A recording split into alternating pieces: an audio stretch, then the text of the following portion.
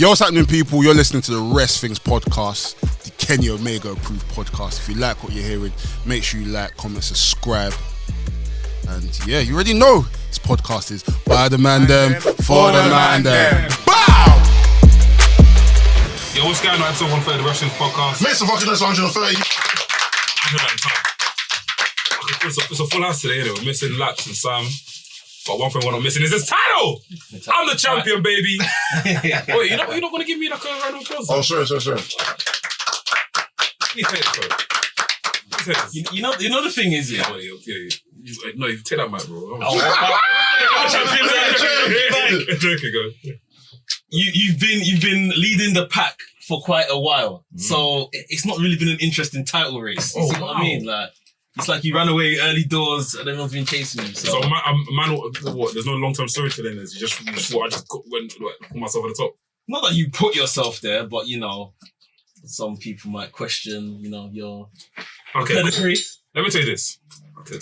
I said, beginning of the contest, I said, listen, if I don't win this season, I retire. And I feel like I've won the title now. What else is there to win? Surely you man should make another game. I'm sure I'll smash that as well. All right, cool. But yeah, I'm the champion season 3. And it feels good, man. It feels good. Make some noise for the champion. Hopefully next season someone else can win this. You know, it'd be nice for someone else to win it. Yeah, man. Cool. We're joined by a special guest. Can I even call him a special guest anymore? He's not a special guest. But he's got the special guest treatment. Yeah. He's got a look. he's got a second camera today. I feel like I need to look cool all the time. Nah, true. You need to be like, you're the one who's just looking and just nodding your head. Yeah, we've got L here joining us, man. Make some noise for L. And yeah, intros. Full expression on Nafi, formerly known as the VHS Pappy. To my left, I've got. What's up, people? My name's Mex. I'm a wrestling fan, wrestling enthusiast, WrestleMania, if you will. And you are tuned in to the WRESTHINGS podcast. On my left-hand side, I've got... Yo, people, it's your boy MK, a.k.a. the man that hour too sweet to be sour, a.k.a. the Hood Japanese correspondent, a.k.a. the CEO, the president, the commissioner, the TDM, Tokyo Dome Merchants, we here. Man, NKVQ, fam. Mr. Vacation Plus. Man, it's been a minute. I think I forgot my intro. When I say got me, say daddy. Go up, daddy. It's the strong style rating, leg drop hating, big back rubbing, stroke loving, son of a gun, your boy, Del Boy, and I'm back with the WRESTHINGS boys. It's been a minute. Yeah. Jeez. You guys are so arithmetic. I've not seen the first couple of seasons, bro. Episodes, bro. When I came on, you didn't have one. Yeah, they were poor. You didn't have an intro for like 2 years. I wasn't confident in myself, man. Yeah. I even had a rap one, and that one, that one didn't land. That one didn't land. I looked at you guys like, I said the single didn't. No, because you weren't confident. The thing is, if you're going to say your intro, say it with confidence. Conviction, Do you know what I mean? You guys are so... You said it and you were just like, what do you think, guys? You send it to champion. You gotta go now. no one can chat to me, innit? It's fine. You can't take it away from me. I need to get some spoken word shit on here, like the drum. Wearing some sunglasses. But, been watching wrestling since 1990. No.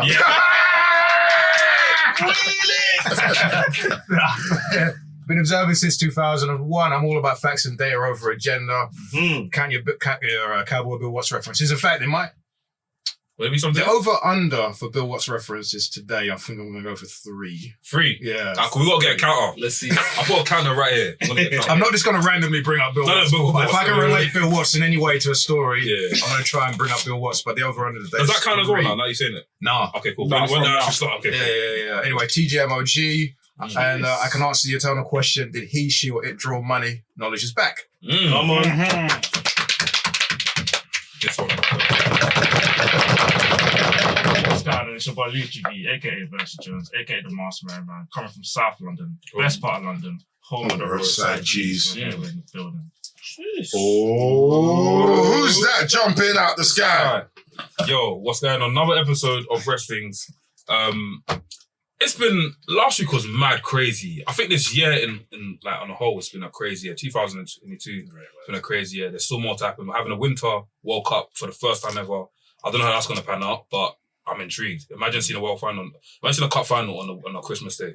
That's crazy. That's nasty. That's disgusting. But I'm here for it. I'm here for the mess. It's been such a busy week. I haven't even caught up on the World Championships. I've missed a lot. Oh yeah. days. Same. Oh, yeah, Flames. Some Yeah. BBC you could catch up with. Yeah, it's on. Big up it's Shelly on and iPlayer. Fraser. Shelly Ann won. She won 100. She won 100 meters. 100 meters. She's my cousin. Huh? No, she's not. But She got what's no, my nan always says that. Is she your cousin? You know, like Jamaica. My nan's always she's your cousin. That's true. It's right. I think the biggest news that's come out this week or last week, sorry, that Vince McMahon has retired from wrestling. When I first found out the news, I didn't know how to feel.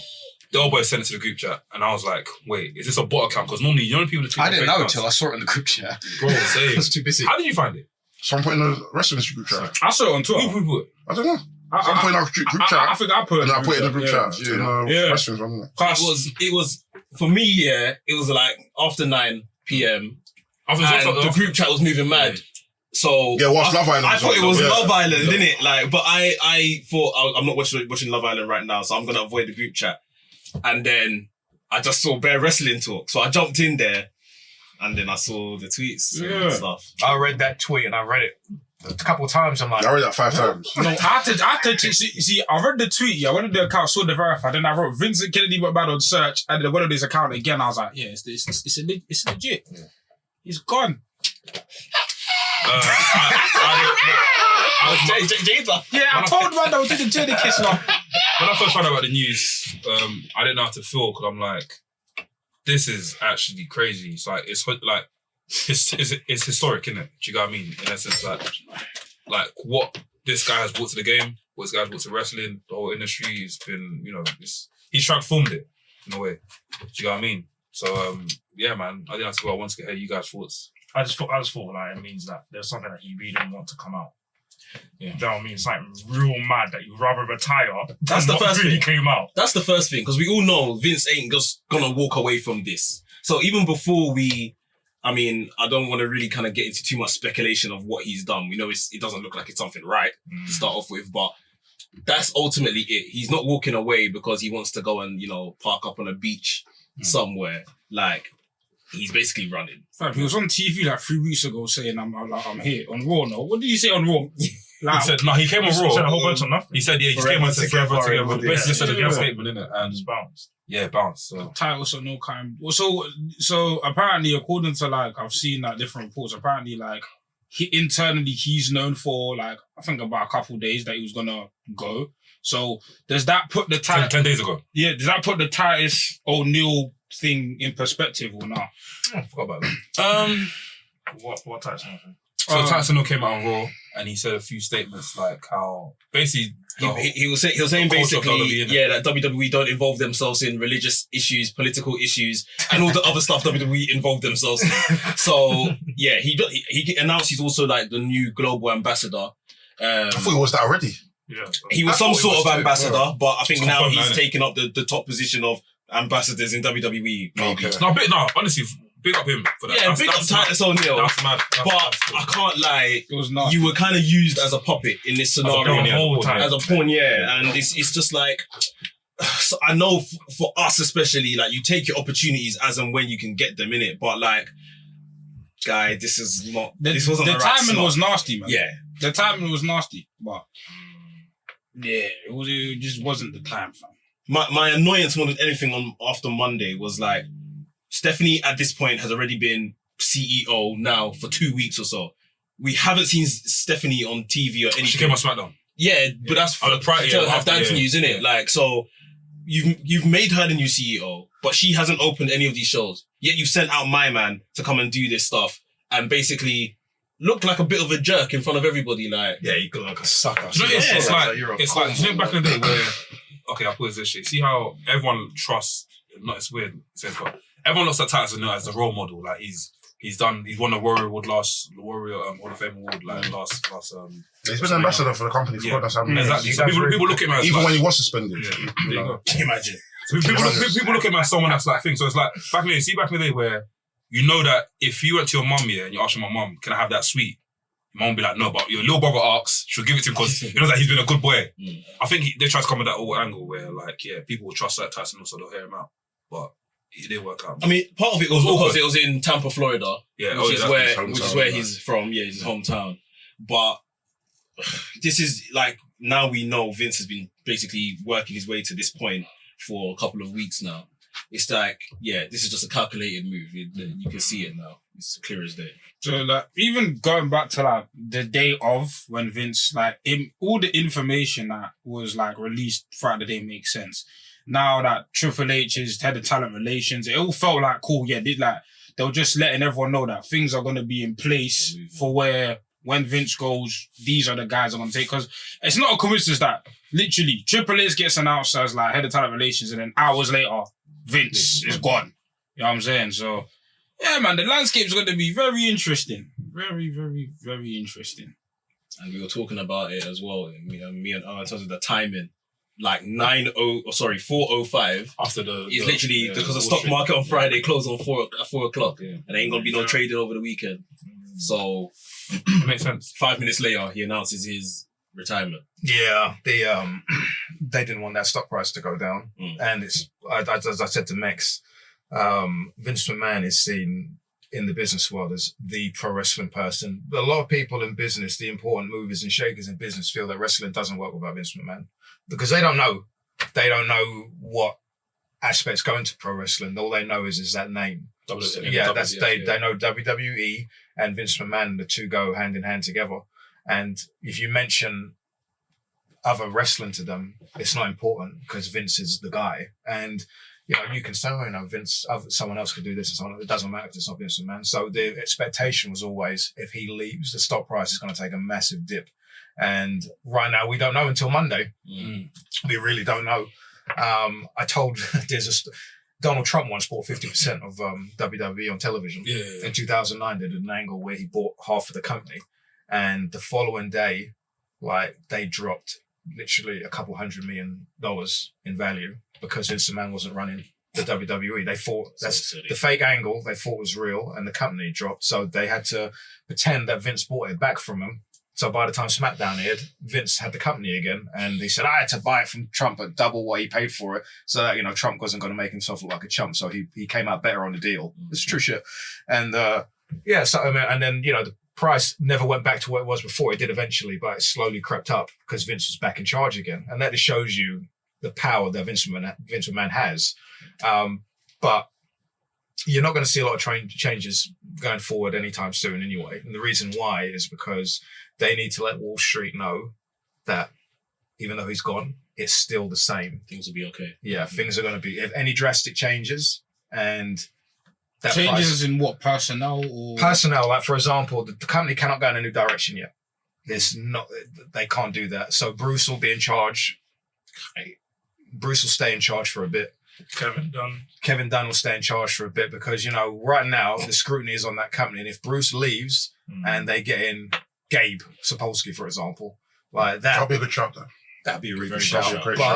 But that doesn't look good in terms of Vince's established guy is gone from creative and this unknown random wrestling man has come in, and that's not good sort of thing. Or Kevin Dunn, who's worked with Vince McMahon since 1984, I think, is gone and they've brought in whoever. They need to make sure. That's why when Brock left, when Brock walked out the other day, they had to get Brock back. Yeah. They had no choice but to get Brock back. Vince McMahon, he leaves, and the most famous wrestler on the roster walked out. One of his biggest PR shows. nightmare. Yeah. PR nightmare. Had to get him back. He had no choice. Had no choice but to get him back. Brock Lesnar is the most famous. Well, him and Ronda are the two most famous people they got. And if they let him walk, because he doesn't need this shit. He really doesn't. He's good. He doesn't have to work ever again. He got a farm. Yeah, he doesn't need it, but they had to get him back. But it's like Versy said. We don't know what's coming, but Wall Street Journal have been working on something. HBO Real Sports have been working on something as well. And he knows. They all know. They all know something's coming. And I'm sure they know exactly what it is. And he had no choice. He's still a majority shareholder. Yeah. And as of now, he's still on the board of directors too. Nothing can't change in any time. So he still make decisions and stuff. Basically. To some degree. degree. To some degree. He's got a vote, put it that way. Crazy. It's mad. It's the biggest story. This is the biggest story that I can remember in wrestling. The Benoit thing was as far as like on a worldwide level in terms of scrutiny and Widespread. widespread tabloid stuff. The Benoit thing was huge. You couldn't get away from Chris Benoit for a couple of weeks. You know, horrible reporting, a lot of it. And so much of it was just hit people. Sensational. Oh yeah, it was so sensationalistic. There was roid rage, and he was a drug dealer for a bit. There was all sorts of nonsense in the media. Yeah, there was. Yeah, Chris. I remember a few Fox News said that Chris Benoit, because he was prescribed so many steroids, they believed that he was distributing them to wrestlers, and all they had to do was ask somebody, why do these guys get so many different steroids? Because guys can't get everything from their doctors, so they get loads of stuff and they swap. one wrestler could have told you that, but he's a drug dealer and he was, it's just ridiculous. But that was a bigger story, really. And then WCW being sold was a big story, but this eclipses all of that just because of the ramifications. It's a front page of the Wall Street Journal on Saturday. Dave Meltzer was on CNN talking about it yesterday. He was on BBC as well. Brian Alvarez was on BBC, and Solomonster was on. I don't remember what he was on. He was on the news yesterday as well. So I mean, So this happened on Friday. So Saturday, I was checking a lot of the online newspapers and all of that kind of stuff to see had this made it there, which it had. But they were all reporting it as Vince McMahon, WWE CEO, has retired amid reports of XYZ. Where I feel like the day before, when it was fresh, it was just he's retiring, innit? But by the time at least these British publications had picked it up, it was very much of he's running from this. Good. This which is the full story. Yeah. Or as close to the full story as we have right now. So yeah. I mean, so it's Sky reported, Sky News reported. Yeah, they reported. Sky, I saw The Guardian, I saw BBC, BBC. I saw Metro. There were some other ones. Daily Mail has Daily big Mail, story. yeah. There's someone on Wall Street Journal. Wall Street Journal's the front page. Who owns Wall Street Journal? Fox. Rupert Murdoch. News Corp. Do you think that's crazy? Because obviously Sun. It was in the Sun as well. Yeah, SmackDown's on Fox now. Well, yeah, and that's an interesting thing going forward because... There's an interesting thing going forward because... they give WWE $275 million a year for SmackDown. And the money. Crazy bread. And then, Wall Street Journal have been the forefront of this Vince thing. That's what I'm thinking. It's a bit booky. It's a bit I'm not trying to defend what he's done or anything before anyone comes 5 minutes. At this time. Trust me, at this time, after I'm clipping, after that stream, I can't believe it's Apologist. Cancel now.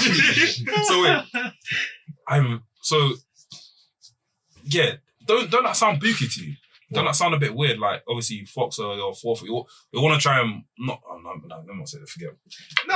My words. If I can't pass it, see what's on my mind right now. Here's the thing. I'm not. What's on my mind? When I say that, I'm not saying that there's a conspiracy against Vince McMahon by Fox, by News Corporation. I'm not saying that at all. I'm just saying that they get paid $275 million from Fox TV, and the Wall Street Journal is, leading this whole thing. I mean, I'm not saying there's anything to it. It has to be. Clicks their knees as well. And wasn't it's heavily speculated that the investigation was launched by the directors, no? The investigation was launched by the directors. That came out actually WWE though. But it's the board of directors were told about Vince McMahon's about his infidelities by somebody. News leaked to them that Vince was in charge. Well, Vince was a part of all these NDAs, and that's why the investigation started.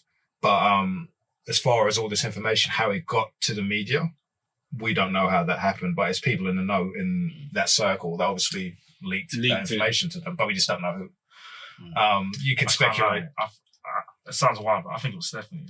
Because you know how when she got outed and then when she left, they were doing all these hit pieces about saying that she weren't good at her job. And obviously Triple H's gone. You know her about MLW stuff though? Because obviously that was to her as well. Yeah. That was late. And then 2-2 comes out, she's back there. Triple H is back. Yeah. This sounds like some scandal. You know what I'm saying? How to get away with murder stuff. Yeah, succession shit, but it's like co-CEO, you got Nick Khan and Stephanie as co-CEOs, and from what I understand, co-CEOs do not work. From what I understand anyway, it's very rare that something like that can happen, especially when you've got two people that are on different sides of two different camps. I think they wanted to keep a McMahon name at the helm. Yeah, but really true, it's going to be Nick Khan, really. Well, Nick Khan will be in charge of the business part of it, and she'll be on the wrestling side of things, yeah. but McMahon has to be in charge of that company. Jess McMahon was the first guy that promoted in that family, and then Vince Sr. started Capital Sports, which was WWE. Then Vince got it and he renamed it Titan Sports, and then now Stephanie has it. She's in charge of it. So McMahon always has to be there.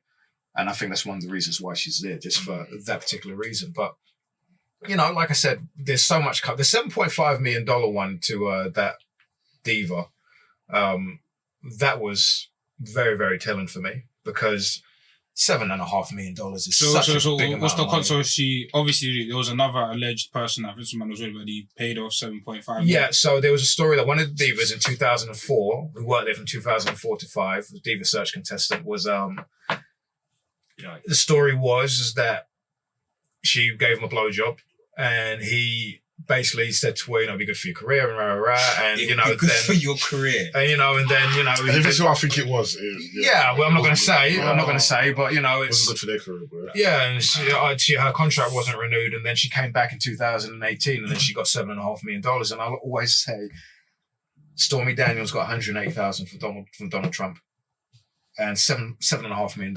I mean, that's something wild if you're paying 7.5 mil. That's a lot of bread. There's And skeletons in that closet, man. Like, so let's just say, cool, the investigations unearth some information we don't know. Like, what are the, because Vince is already gone, and because these were NDAs, I don't see any I don't see Vince going to jail or nothing.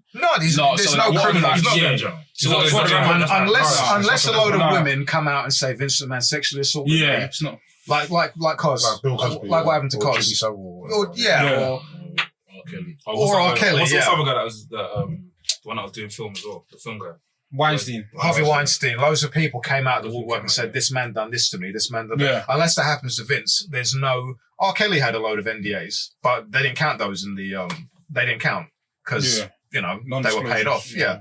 But I mean, about 40 apparently. But like Vince, Vince has got NDAs. It's not about that. It's more so about the fact that this man who owns this company and has this much power is compromising his staff. So it's more just social ramifications, and then like WWE as a business rather than. And also, I want to say this as well. Also using the business's money to pay off the workers as well. That's a big issue. Yeah. It's fraud. Yeah, the thing with the lady who he doubled her salary, and apparently it was 300,000 that he wanted to give her, but he bumped it up to 200 from 100 to 200,000 with later expectations to move to 300,000. He's using company money to fund his, extracurricular activities, I guess you could say. But there have been many writers over the years that have come out and said that at times when they were booking and they had TV shows written out, there were many times where all of a sudden they had to implement certain women onto television, just out of nowhere, and you had to put certain women on television, and it's like, what is the explanation for this? Well, Vince said so, or Ace said so. She needs to be on TV, but she's not any good and she can't do this. Just put her in backstage segments, and it's, why is that? And that's what we're looking at now. Throughout this whole thing, why was this person implemented on television with no wrestling experience? She wasn't good in segments or whatever, and it's like, why does this happen constantly? That's the question, not thing. So, I asked this when you and Max were on live. I'll ask it again. Is there any avenue you could see in Vince, but the next couple years where Vince could backdoor his way back into the company? I said when I was talking to Mex, no, but I've looked into it, and there is a possibility when the heat dies down. When the heat dies down and this has all gone away and people forget, there is a chance that he could definitely, he's part of the board, he's a major shareholder, he's a majority shareholder, he could definitely come back into the company. Obviously, the board would have to elect him, but as the majority shareholder and as someone on the board, I don't think that would be much of a problem. But it all depends on what comes out. We don't know what's going to come out. All those stories about, I'll use Trump again, about, him being pissed on by Russian models, and all that stuff that come out, it's just like, I don't know if it's that, but it could be worse. And if it is worse, maybe they don't want to be associated with someone who's a sexual. They got rid of Ace. Ace got But wasn't he? But wouldn't you say Ace was expendable anyway? Yeah. Ace was expendable, but they got rid of Ace, and Ace isn't coming back. They haven't even announced that he's gone. They just replaced him, like with Triple H's back. Yeah, they said he's suspended, and then Yeah. they've announced Triple H has got his job basically. Do you know what's crazy? I saw Bryan Danielson yesterday on Twitter saying he's coming back, and I just remembered fucking Johnny Ace is signing on. Very weird. I was like, He's he must know all the Something. information that he must have about this situation, or whatever, must be insane or whatever. But I mean, yeah, Ace is expendable. But I use him as an example of somebody who there was $1 million settlement with Ace a few years ago that came out, a whole $1 million for Johnny Ace. And at that point, you should have really just been like, is he really that fucking important to keep around? Why was he kept around after they had to give a woman $1 million because he was being a creep? Didn't they just bring him back into the company recently? Like within the last year? No. He always worked there. He was always there. Or he was just given his position back? Yeah. He was given his old position back because he Oh. had it from 2003 to 2012. I think he had it for a long time. And then after Triple H went down, he got it back. Okay. And that's when, those tall guys started popping up again on NXT or whatever. But What's the name called again? Von Wagner and people like that. Or whatever. All his friends' sons, basically. Yeah. Crazy. That's funny. But this is a big, like I said, it's the biggest story ever. I mean, it's... Bigger than the steroid scandal. Yes. I think globally, for sure. It is, and I'll tell you Oh no, why. steroid scandal was going to be. Oh, there was a whole BBC documentary on it. Like years ago, like in the 90s. It was a story. It was a story, but I don't really know if there was any danger of Vince going to jail or anything like Obviously, that. he was getting jail, but he was getting caught and stuff. Yeah, I don't think there was ever any danger of him going to jail. They might say that, but at the time, it's like you read the stuff from back then, and the evidence was so thin against Vince McMahon, him distributing steroids to his wrestlers and stuff, that even the sex scandal that they had with the little boys and stuff, that wasn't that big of a story because pro wrestling has always been able to get under the radar. Like, it's because Is that because it moves too fast? No, it's because it's pro wrestling. People, especially back then, didn't People take it fake, serious. can't It's you? fake. It's bullshit. It doesn't matter. It That's doesn't make actually sense. crazy. Donahue, when Vince was on Donahue years ago, Or with Dave Meltzer. Dave Bruno was on there. That was peak. Have you guys watched it? Yeah, I've seen it. It's a bit awkward. It's very awkward. Very awkward. And, a lady stands up and she goes, but it's all fake.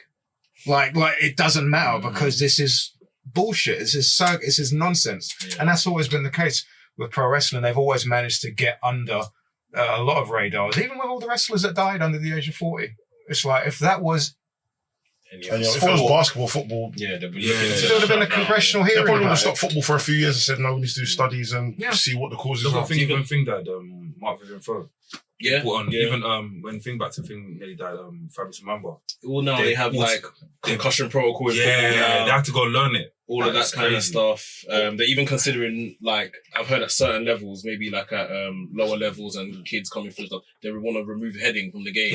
Take a head. Because like causes too wow, much, really? it's head clashing and like your feet touching heads. First time I ever and headed the stuff ball, I wanted to it die. hurts, innit? I wanted to die. But now, okay, this. I felt like Pennoir, fam. not to derail it, yeah. But imagine now you're playing football and the cross comes in. Where can you have to chest Take it? it You down gotta your chest it. chest and That's, all those- you have no time, bro.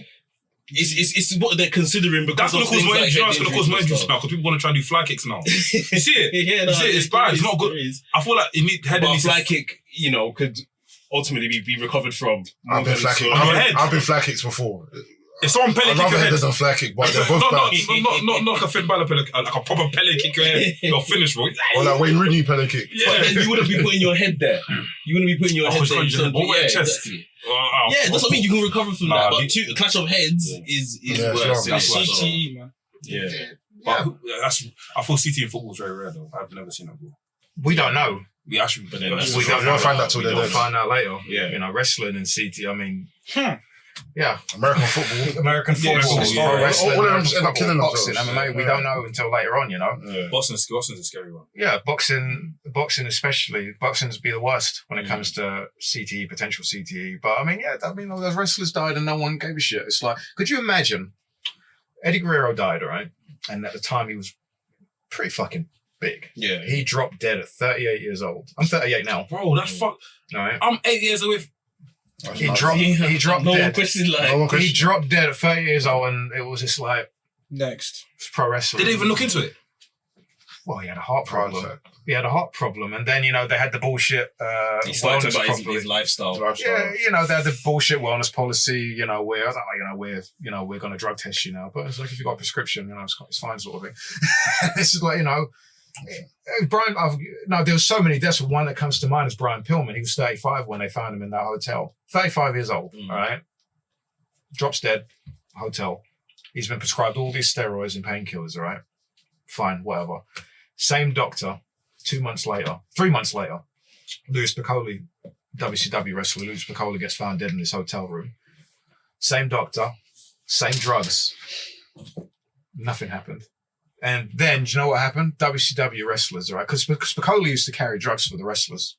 All right, he used to, his guys, I won't say who they were, but his guys, they used to have him carry their pills for him and stuff like that, all right?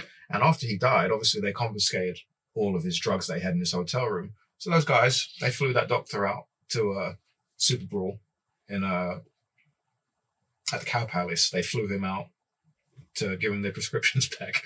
Just like that. And, and that's an example of, that sounds absurd. I know it sounds absurd, but it's like, no one cares. Negligent. Running a company, could you imagine letting that happen? It's not as if Bischoff didn't know.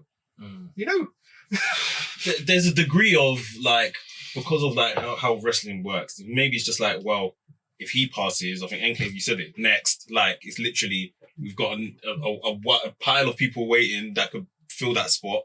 And then, there's people we can recruit into the business and everyone's dispendable ultimately. Like. And look at like a totem pole as well, because from what I remember as well, a lot of the wrestlers that were dying, a lot of them just weren't people that people cared about. Have you guys seen? Yeah, just like jobbers or people that they probably got to a certain point, but nobody really cared about. It's only when the likes of like the Eddie Guerreros are died, then it's like,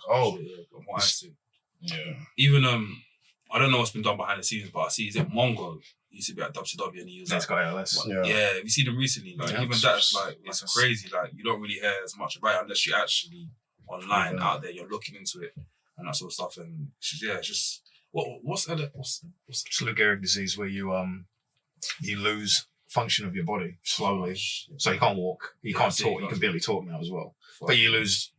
What did Bobby the Brain Heenan have? Because I know that he had throat cancer, and they'd take his voice box out so he can talk. He can talk, which is, that one made me sad, bro. That when I saw the picture of him, those pictures of Bobby Heenan, I don't like seeing those. I never liked seeing those. But he was, he can talk, and he was famous for talking, wasn't he? Yeah. It's kind of like Jesse Ventura lost his voice. It'd be like, shit. What else now? Yeah. What's he supposed to do? But I don't know how we got here talking about wrestling. We just kind of went to. It's like I said, it's just pro wrestling. Nowadays, I think pro wrestling is very accepted just because of the TV ratings being so good, and advertisers want to get involved now. Advertisers are happy to get involved in pro wrestling. If you watch the American feeds of Raw and Dynamite and you look at the advertisements that are on these shows, these are massive corporations that are advertising on these shows. When you watch WWF back then during the Attitude Era, all those TV, all those huge ratings they had, they couldn't get advertisers. You get like an odd Snickers or like a... you get those. Like a small soldiers. That was always a thing. That was always a thing with WWE and WCW. It's like advertisers didn't want to touch them because it was pro wrestling, and pro wrestling fans don't have money because they're poor and they live in trailers and they can't read good. And that's true though. I agree. It's not me that's it, but I agree. But that was always a stigma. I was waiting for him to agree. That was a stigma back then, Nowadays it's different, wrestling, Raw. Last week, Raw was the number one show on cable. Dynamite was the fourth show on cable. It's like wrestling is big business. Wrestling is the most consistent television show on about NBA and NFL. They come seasonal, but wrestling is on all the time. There's no breaks. Yeah, there's no breaks, and it always does well. That's why WWE can get all that money. It's big business, and that's another thing as well. They are, they've got all this guaranteed money coming in at least for the next year. So the wheels ain't going to stop turning. And Nick Khan's there, so they'll probably get more money in the next TV deals, negotiations, The wrestling, WWE is in its best place it's ever been. Ever. This amount of money that they make. And, and he's done that, really. He brought him to that place. Vincent McMahon done a lot for pro wrestling. He done a lot negative towards it, but at the end of the day, how many millionaires did that guy make? Really? And the amount of the way he took pro wrestling, it's like I said, it's the #1 show on cable television. Look at The Rock. The Rock's the #1 actor in the world or something. Bro. Look at Hulk Hogan and The Rock and Steve Austin and Dave Bautista and John Cena and all these. Even the name itself, WWE, is a household name. Like you can go to anywhere in the world. You can go to give me a random place in the world. Azerbaijan, Nicaragua. Yeah, one of the places. You mentioned WWE. They will know WWE. Well, even when you say wrestling, they immediately say WWE. Oh, WWF. WWE or Hulk Hogan. You know what I mean? Also, people have taken Vince McMahon's model. I mean, look at Dana White and the UFC. That's straight Vince. Even if you look at battle rap, like fam, smash half of the pay-per-view names are WWE names anyway. UFC. In fact, that's even a pay-per-view alone. Pay-per-views because of WWE. The models. Vince McMahon. I'm not saying he didn't invent it, but he. Pay-per-view was built off of their back. But there was pay-per-views before Vince, but they never did that well. Yeah. WWF, were the first things that were regular on pay-per-view that made millions and millions of dollars or whatever. And then boxing jumped on, and obviously boxing overtook that. But, pro wrestling is, I don't want to say, like I said, they pretty much established pay-per-view television. Well, Hulk Hogan established pay-per-view television. Flair was on pay-per-view, but they didn't do what they did, what WWF did, Question, in your time, so when you was like 18, 16, what was like the main thing? Because obviously those other promotions, right? So like WCW used to come on ITV from what I remember. Yeah. I forgot. Sky was thingy. WWE was on Sky Sports 1. Where else could you find other wrestling, like for example, like a Smoky Mountain or AW? You couldn't get that over here. When I was younger, we had WWF on Sky, WCW on ITV, then you had New Japan on Eurosport, and you had UWFI on Bravo. And so about World of Sport. That's what I was gonna say. So I found a video on YouTube. That was probably been done by then. Yeah, World of Sport was done. Oh, I found a video on YouTube where they had World of Sport, but it had World of Sport presents WWF, the World Wrestling Federation, and they'll present WWE through WWF through. That would have been before they were on Sky. Yeah, they were on ITV very briefly on World of Sport. And I say briefly, super briefly, but then they got the money from Sky. And they've been on Sky ever since. Well, that relationship was until recently. That relationship, in English, what we say, pucker. Yeah, that Sky Sports and WWE relationship. WWE wasn't the numbers for WWE on Sky just weren't worth the money anymore. Getting to the later or getting later on? There were 40,000 people watching Raw and stuff like that. BT Sports makes sense. Yeah, they got less money going to BT Sports, but BT Sport, they kind of build their whole thing around UFC and WWE, don't they? Yeah, and another thing was like everyone watches Champions League, right? And after every single time on Champions League, Gary Lineker will be like, "Oh, catch Raw, who promote Raw." Does he? Like, you've not seen it. I haven't seen it. When you watch Champions League, you go, "Oh, Raw and SmackDown's up next." We're phoning you know what I mean? They'll have a conversation about it and they'll laugh about it. But every now and then they'll say it. Even like they had like the promo they done when WWE was getting launched on BT Sport. They had a whole big campaign. They had Gary Lineker again doing it. They had Ric Flair backstage. But you look at WWE and you look at how good it looks to show it. So, I mean, like I've told you this, Mick. It's like before he had it, it was dark. You couldn't see kind of like what Dynamite looks like sometimes. Like when why is the light so low? The place is sold out. What the fuck? But like, why is it so dark? But it's like then he turned the lights on, then you saw the people. Yeah, and it's like then imagine watching that, and then on Saturday you watch NWA and it's in a studio with 200 people. I'll give you the mic. Talk your shit. I know you've been. No. Oh, yeah, look. Oh, I've been watching. I've been watching you. You said that over and over. So we need to just write NWA. I've watched you for a good week now. You've been chatting on when I talk about NWA, I'm talking about then. When I compare it then, imagine watching WWE Saturday Night's Main Event, and then you flip over to NWA on TBS, and Ric Flair standing there like a star in a building with 100 fans or whatever, cheering and hooping and hollering or whatever. It's not the same thing. Yeah, he might be great and the matches might be better, but what does that matter to people when Jake the Snake's coming out there with a fucking snake? Yeah, well, that's nuts. Yeah. So you're getting a bit of Discovery Channel Plus. Yeah. Well, it's like that's what Vince did, and he done movies and music, and he tried. WWE did movies. Have you seen their catalogue of movies? They got loads. No Holds Barred was the first one. That movie shit, man. Oh, who's in that again? Zeus and Hulk Hogan. Oh, yeah, that's the movie. I don't know that. That's the movie. Oh shit. That's how Zeus came into the company. Yes. Yeah, Was it Undertaker in that film? No. Was it Stan Hansen was in it. Oh, he's in there, Stan yeah? Hansen's in that movie. Stan Hansen. Undertaker was in a film where Hulk Hogan apparently. Suburban Commando. Is this a lie? No, he was in it. And Suburban Commando. Hulk Hogan saw him and was like, oh, what? That's not true of you. Hulk Hogan lied then. Have you seen the interview? Well, Hulk Hogan's a liar. Hulk Hogan said, yeah. Hulk Hogan said, yeah. Oh, Been lying. I was in a movie, right? And I saw Undertaker. And I think they showed the shot. Undertaker like shooting a gun in it. Because I saw Undertaker, I was like, oh, this gotta be a good fit in the street. Undertaker's like, oh, how? He was working 4 years before then anyway. He might have been working there. Just me. Hulk Hogan, he's a gas bag, you know. He's a gas bag. 100. Of course he is. Yeah. Yeah, man. Have we covered more Vince stuff? What was that? No, I think the only thing other than that we were saying is that one day we'll sit around and we can talk about the greatness of what he done in it. But I guess it's right now we can't praise a man where we don't know what he's really done, why he's running from this situation. Why are you running? Why are you running? running? And also, there's the potential of what Triple H is going to do, and who's next in Can we line. discuss that? Sure. Though obviously I see some stuff online, people are getting gassed and having like think pieces and stuff. So one person said how it's now time for AEW to start snapping up their rosters and giving the guys new contract because Triple H is going to come through and clear the market. I don't see that happening. He's not gonna have, and like I just said, there ain't gonna be like rapid changes right now, innit?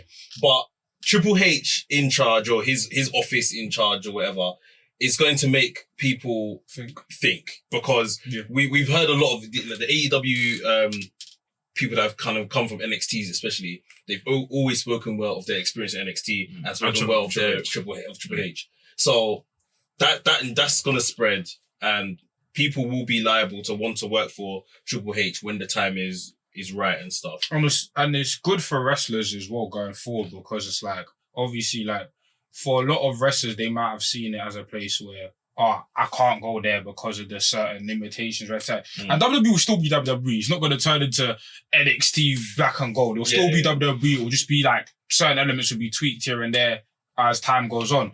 But like, when people's contracts are up, it is going to be a conversation of like, yo, like, what are you offering me? Because I can go over here. And the whole narrative of, oh, they won't understand you there is gone because there's a guy in charge and there are people in charge who clearly... You pushed Adam Cole. Exactly. Adam Cole was a centerpiece of NXT for years. I mean, if you look at the guys that Triple H... Ricky Starks is bigger than Adam Cole. You mean what? Physically taller. Yeah, and then if you look at the guys that Triple H went to bat for, they're very similar to the guys we see on AEW. Raving on AEW. Exactly, they're very similar. Even the guys that have just come, like for example, the Malachi Blacks, the Andrades, all of them. Kyle O'Reilly. You know what I'm saying? Like all of them could be thinking, interesting. And Triple H is generally like from the locker room scene is generally well liked because the reports were that some of the locker room were quite happy when Vince were gone in WWE. Some of them were quite happy. I can imagine some of those women must have been fucking ecstatic.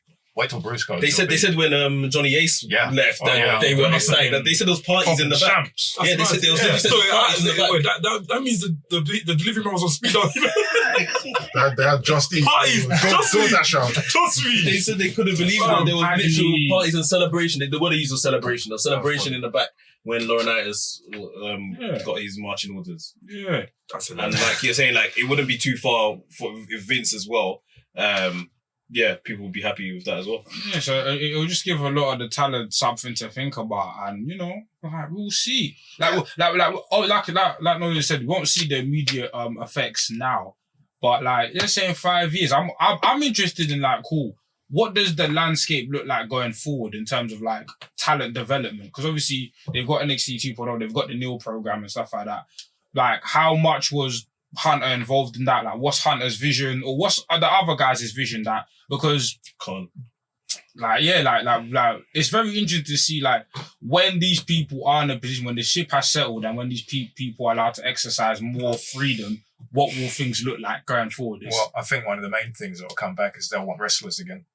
Like the whole thing of us, we don't want guys, we don't want indie guys or anyone who's got any wrestling experience, which is it's nonsense. That's so offensive. Yeah, Like, it's nonsense. it's so offensive. You know, being a pro wrestler and the number one company doesn't want you because you're a pro wrestler. So they want to mold you in their image, innit? So Yeah, and it's just, oh, you know, he's got those bad habits, you know, he's got bad habits, he does this and we don't do that here, and it takes too long to train him out of it and stuff. And it's just, he'll want to wrestle. He's just a wrestler. And he wants guys, he's always likes guys that can wrestle. Yeah. I mean, I hear it, but at the same time, like, we've seen the people that have come into wrestle, and a lot of them, I mean, when they've now transitioned over to Raw, I mean, it's not their fault. A lot of them don't have the experience to talk, but that's, you've got this development system, which is a failure of a development system. But is it a failure? Is it a failure development system because it's like you're developing people for someone else to use?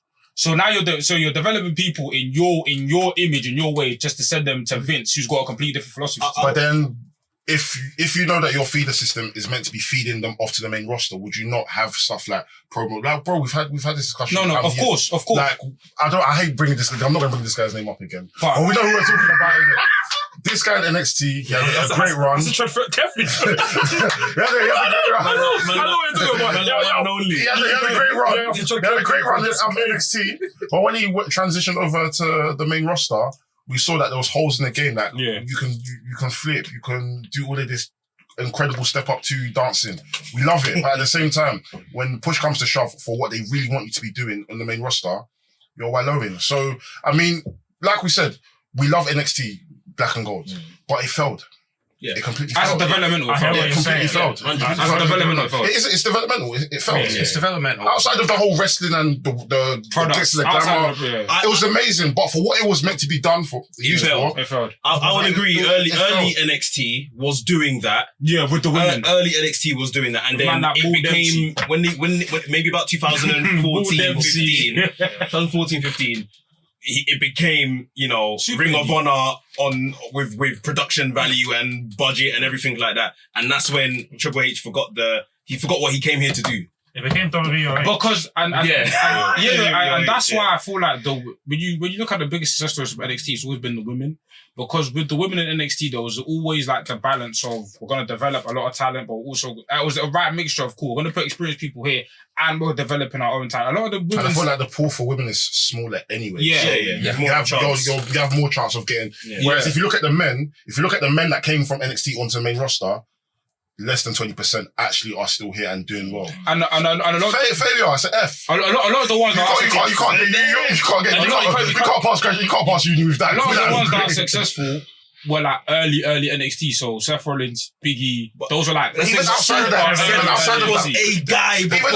these are men that were total packages. Man that, you know what, even if I have a weakness of not being able to speak, I'm going to learn to speak. So look at someone like Kevin Owens. Kevin Owens in Ring of Honor, CZW, he could speak. He was ready. Man like Sami Zayn, I mean, to be fair, I didn't know he could speak, but then when he came to NXT, he could speak. Yeah.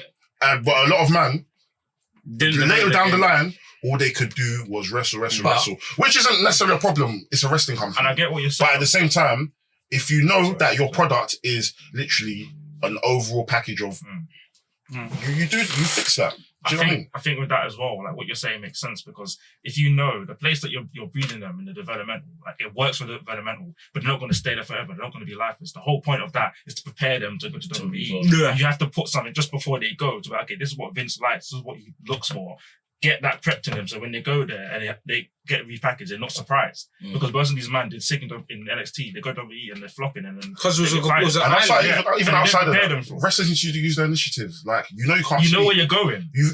Let's be real. A lot of you are making decent money in NXT. You're making all right money. Yeah. You can't. You're telling me you can't spare extra $100 a month on acting classes. Yeah, I will say this. Do monologues. Practice in your mirror. There's TikTok. People are doing monologues on TikTok and killing it. You're right about what the whole.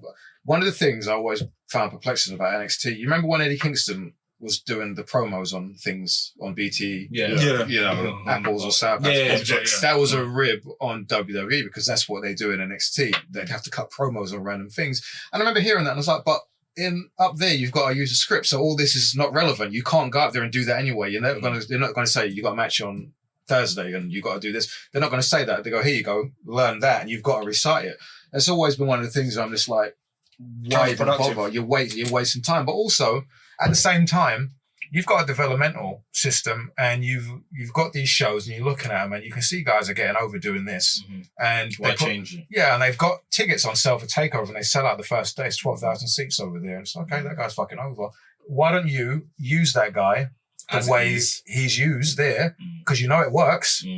Why do you bring him up and do something completely different? Jim Cornette used to say that about OVW. He'd have all these guys doing something, and he'd send reports to them, and they'd always want the guy that wasn't ready. But the guy that was at the bottom of the class, they'd want him. And if he was a heel, they'd bring him up there and make him a babyface. And Jim was always like, he doesn't know how to do it. Oh, but he's tall and he's got muscle, you know, and it's like, we need him up there. Yeah. Or, you know, they'll bring a guy up and they'll shave his head at the taping, and you'll go back to Cornette and he'll be bald. And it's just like, I could have made some money on a here versus here match. Yeah. You know, it's just stuff like that. Yeah. You do stuff like LA Knight. What that gimmick he has now, that has nothing to do. But he don't know of it. No, but someone sent me videos. Because he's great. He's good. Yeah. But someone sent me videos of what he was doing and then what he does, and it's just like, that's got nothing to do with any. It's like, what was the point of that? What was the point of the whole LA Knight thing in general, really? Yeah. I would argue, or most people have argued, that like NXT has produced, in terms of developed, 2 people right now that is like flourishing on the main roster. Bianca Belair and Roman Reigns. These are people that came in without prior wrestling experience. I'll say Charlotte as well. She really To be fair, Charlotte's never been mentioned, but yeah, Charlotte's correct. But wasn't Roman more of the FCW class though? He did a pair. But I mean, this is someone that in general. So whether it was FCW or NXT, like all these other names we've mentioned, these people were at least doing indies to some level. They had wrestled their first match and stuff. You see what I mean? Like they weren't new to it per se. Like these are 2 people that are like at the top of the industry now. And Charlotte, that have kind of come in without any prior anything sort of thing. And if you look at it in terms of ratios, that's embarrassing. That's poor. That's why I'm not totally against the nil program. I think the nil program works, but then at the same time, like you said, we still need wrestlers to be able to come in. Because I feel like with the nil program, because if the whole idea was to like, obviously there'll be experienced veterans on the roster, but if the whole thing was like, we don't want guys with experience, then who are these guys coming in and training with? Do you know what I'm saying? Who are these new guys coming in? Obviously, there'll be veterans on the roster, but it's not every day you must call Randy Orton from the main roster, tell them to come down in developmental. Have them with guys that, do have experience, and then you learn together, innit? So that's when they were like, nah, like, we want solely guys or athletes, which I get, because that makes sense, because we've heard wrestlers say before, WWE, they beat into your heads that this ain't where you came from before. This is a complete different thing. So it's easier to mold someone who has no frame of reference than somebody who's been doing it for, let's say, 10, 15 years, because they're already going to have like their old biases and stuff like that when it comes to like how to cut a promo, how to do this, how to do that. But at the same time, it's like certain members of the roster need to be experienced and need to like impart certain things onto the other inexperienced guys, do you know what I'm saying? So, I kind of get though why Vince was like, he'll pull out someone who didn't have a lot of experience, because like looking at someone who you think who looks like a wrestler, like you want to, when you think of like when we started watching wrestling, you kind of saw people look like stars, The Rock, Stone Cold, Triple H, Undertaker, and as they could wrestle as well, because you gravitate to their character as well. So even when you look at people like Braun Breaker, we all think like, he's going to be a star because he looks like one and he can wrestle. You don't want to see someone that doesn't look believable. Like, without us knowing Adam Cole, if you just saw him on TV, without prior reference, and you see him going up against flipping Solo Sikoa, you're going to be like, Solo Sikoa is the star because he's a big guy, but then you know Adam Cole is the wrestler. Do you know what I mean? But obviously, as you said, they need to have the experience, because then they're going to flounder on TV and look like clowns. Yeah. And we've been seeing it with NXT Level Up. A lot of these new guys that are coming in, they're ass cheeks, man. They're already, But if you look, when Ace took over from Jim Ross, and Jim Ross used to, when he was in charge of talent, he'd sign. He loved athletes. He loved college athletes. He liked the fact that they were, so dedicated to one thing, and if they're dedicated over there, they'll take to this or whatever. And he also liked wrestlers too. So he signed wrestlers, and if it was a big spend, he'd speak to Vince about it. Chris Benoit's available, Vince. We should get him. No, we don't need him. is Chris Benoit. He's like the best wrestler in the world. He's too short. No, you know, he's like he had to sell it. he had to Imagine sell. then trying to sell Chris Benoit. Eddie Guerrero too. Too short. Imagine. Eddie Guerrero too. Dean Malenko. Dean Malenko. He wanted Saturn though. He wanted Saturn. Of course. I love Saturn. Sounds got the look. I love Yeah, Saturn so Saturn's big, much. yeah. I think he's so good, man. Saturn's awesome, dude. I think He's so one of those great. guys. It's like, man, people don't realize how good Saturn was or whatever. But Even after his injuries. yeah, he's still good. Yeah, he had a look. The Radicals. He had the look, but I didn't really The get Radicals it. look was just He was still good. Even the ECW and WCW. But- As a child, he was another one that confused me. Is he black or not? I hear it. I do hear it. I was in the school of first, bro. I thought he was mixed race. He's not mixed race. He's white. He's white. Wait. He's as white as ham sandwiches. Italian man. black. He's Italian. He was super tan. He's Sicilian. Why do you think we don't speak about him in Black History Month? First he was at home thinking, fuck, he's going to do this again? Again? Fuck. Yeah, Perry Saturn, I thought he was mixed race. No. Why, they were, him and Saturn used to be best friends. Taz and Perry Saturn. Like, They would get wrongly identified. When he Saturday, I know a salon. Brothers of Construction, fam. no, when Ace took over, wrestling wasn't. He's like Bruce. It's like they work for what Vince McMahon wants, which is fine. That's what you should do as a boss. or whatever. But it got to a point with him where it was like Vince likes big guys. So remember the period when he was in charge and Nathan Jones comes in and Luther Reigns, Hyde and Reich, Snitsky, Oh, Nathan Jones was From Boca Roads. Morgan, Mason Ryan, and Kevin Fertig, and all these big guys. Remember that? Mordecai, Mordecai, big guys. That's Mordecai, though. I like Mordecai. I went for the Undertaker. Mason Ryan was shit, man. I saw him in Butlins. Mason Ryan? Yeah. Oh, the one that's like Batista? Yeah, I saw him in Butlins Yeah, he before he got signed like like, maybe Batista. like a few years before. Well, This guy Batista. his name used to be SmackDown Warrior. I was thinking, this guy looks like... this guy looks like Batista. on the Butlins This circuit. guy's shit, man. Man's here doing trademark. He's massive, though. I was freaking fucking... But it's like you had that's who Ace used to sign because you had a revolving door. And he got Test back. Remember when Test came back? Yeah. He was he was big, like revolving Batista. door of muscular guys or whatever. And then Triple H comes in, and this when he signs, you know, Sin Cara. Awesome Cole, Mystico, friggin' Adam Cole, Keith Lee, all these, you know, the best wrestlers at the time. That's crazy, man. Boy. You're looking at Mason Ryan. I was looking at How'd you see that? I was just looking, I was like, what's he doing now? And I was looking, I was like, oh, he's I don't know, he's not doing anything, he's just training people, isn't it? PT thing. He's in a PT team. Yeah, the next few years will be interesting with some of these AEW guys and WWE guys. So They're going to be WWE He guys. wanted to Circle du Soleil. Huh? He wanted to Circle Mason Ryan. Yeah. Wow. Look, he I had don't Circle du Soleil in 2016. He says, well, now working with Circle du Soleil. As chief archer of... Wow. That's Archer. I didn't see that. Chief archer of Car. You can catch the face Car, of what? you know they do the shows, right? They got the shows. It'll be similar kind of industry of him touring and Yeah. all that kind of stuff. So He's So a big he guy, says he might that's- be I able to remember catch- what's his name? Reginald. What's this guy? Former NWA champion. Nick Aldis. He used to be in Gladiator. Yeah. He was Magnus. Magnus, that's it. Yeah, before he went to Impact. Yeah. I remember seeing. I was like, fuck. I'm from Gladiator. I was saying there were WWE guys that won't be happy about this. You know, Yeah. there'll be WWE guys, Vince guys, and they'll be, Triple H, you know, I don't like him. And, you know, they'll weigh up their options when it's time. And AEW guys are going to weigh up their options. You know, Kenny Omega's deal comes up soon. You know, they would have gone for him anyway, but now his body's broken down. You know, he won't need to work as hard if he goes to WWE in terms of his in-ring. It's like maybe that's something that he want to explore, you know? There's a I don't think I lot. want to see it. You've started something. I know I have, but I'm just saying, you know, Yeah. this is like, I mean, for his sake, I think it's best. There's so much money for him. Well, you see that for AJ. package. Yeah, You see yeah. AJ, he's chilling now. In AEW, there's so much money for him on the table. This with these matches that he hasn't had. Him and Punk and him and Ospreay, and you know this Kenny. Okay, man. you know him and Wait, can I go? Well, no, but we're basically If that saying. ever happens, We're basically saying that Triple H would have been the person. Triple H had Or the the person to conversation bring- with the box. Yeah, to bring, yeah. because he's already spoken to them. They were willing to sign for him, basically. But obviously, then AEW came Bro, around. if I see some WWE, yeah. That's just in the ring. Is it just in the ring? Bro, if I Part see of his this, body's rising. the funny thing is that WWE fans will then say he's great.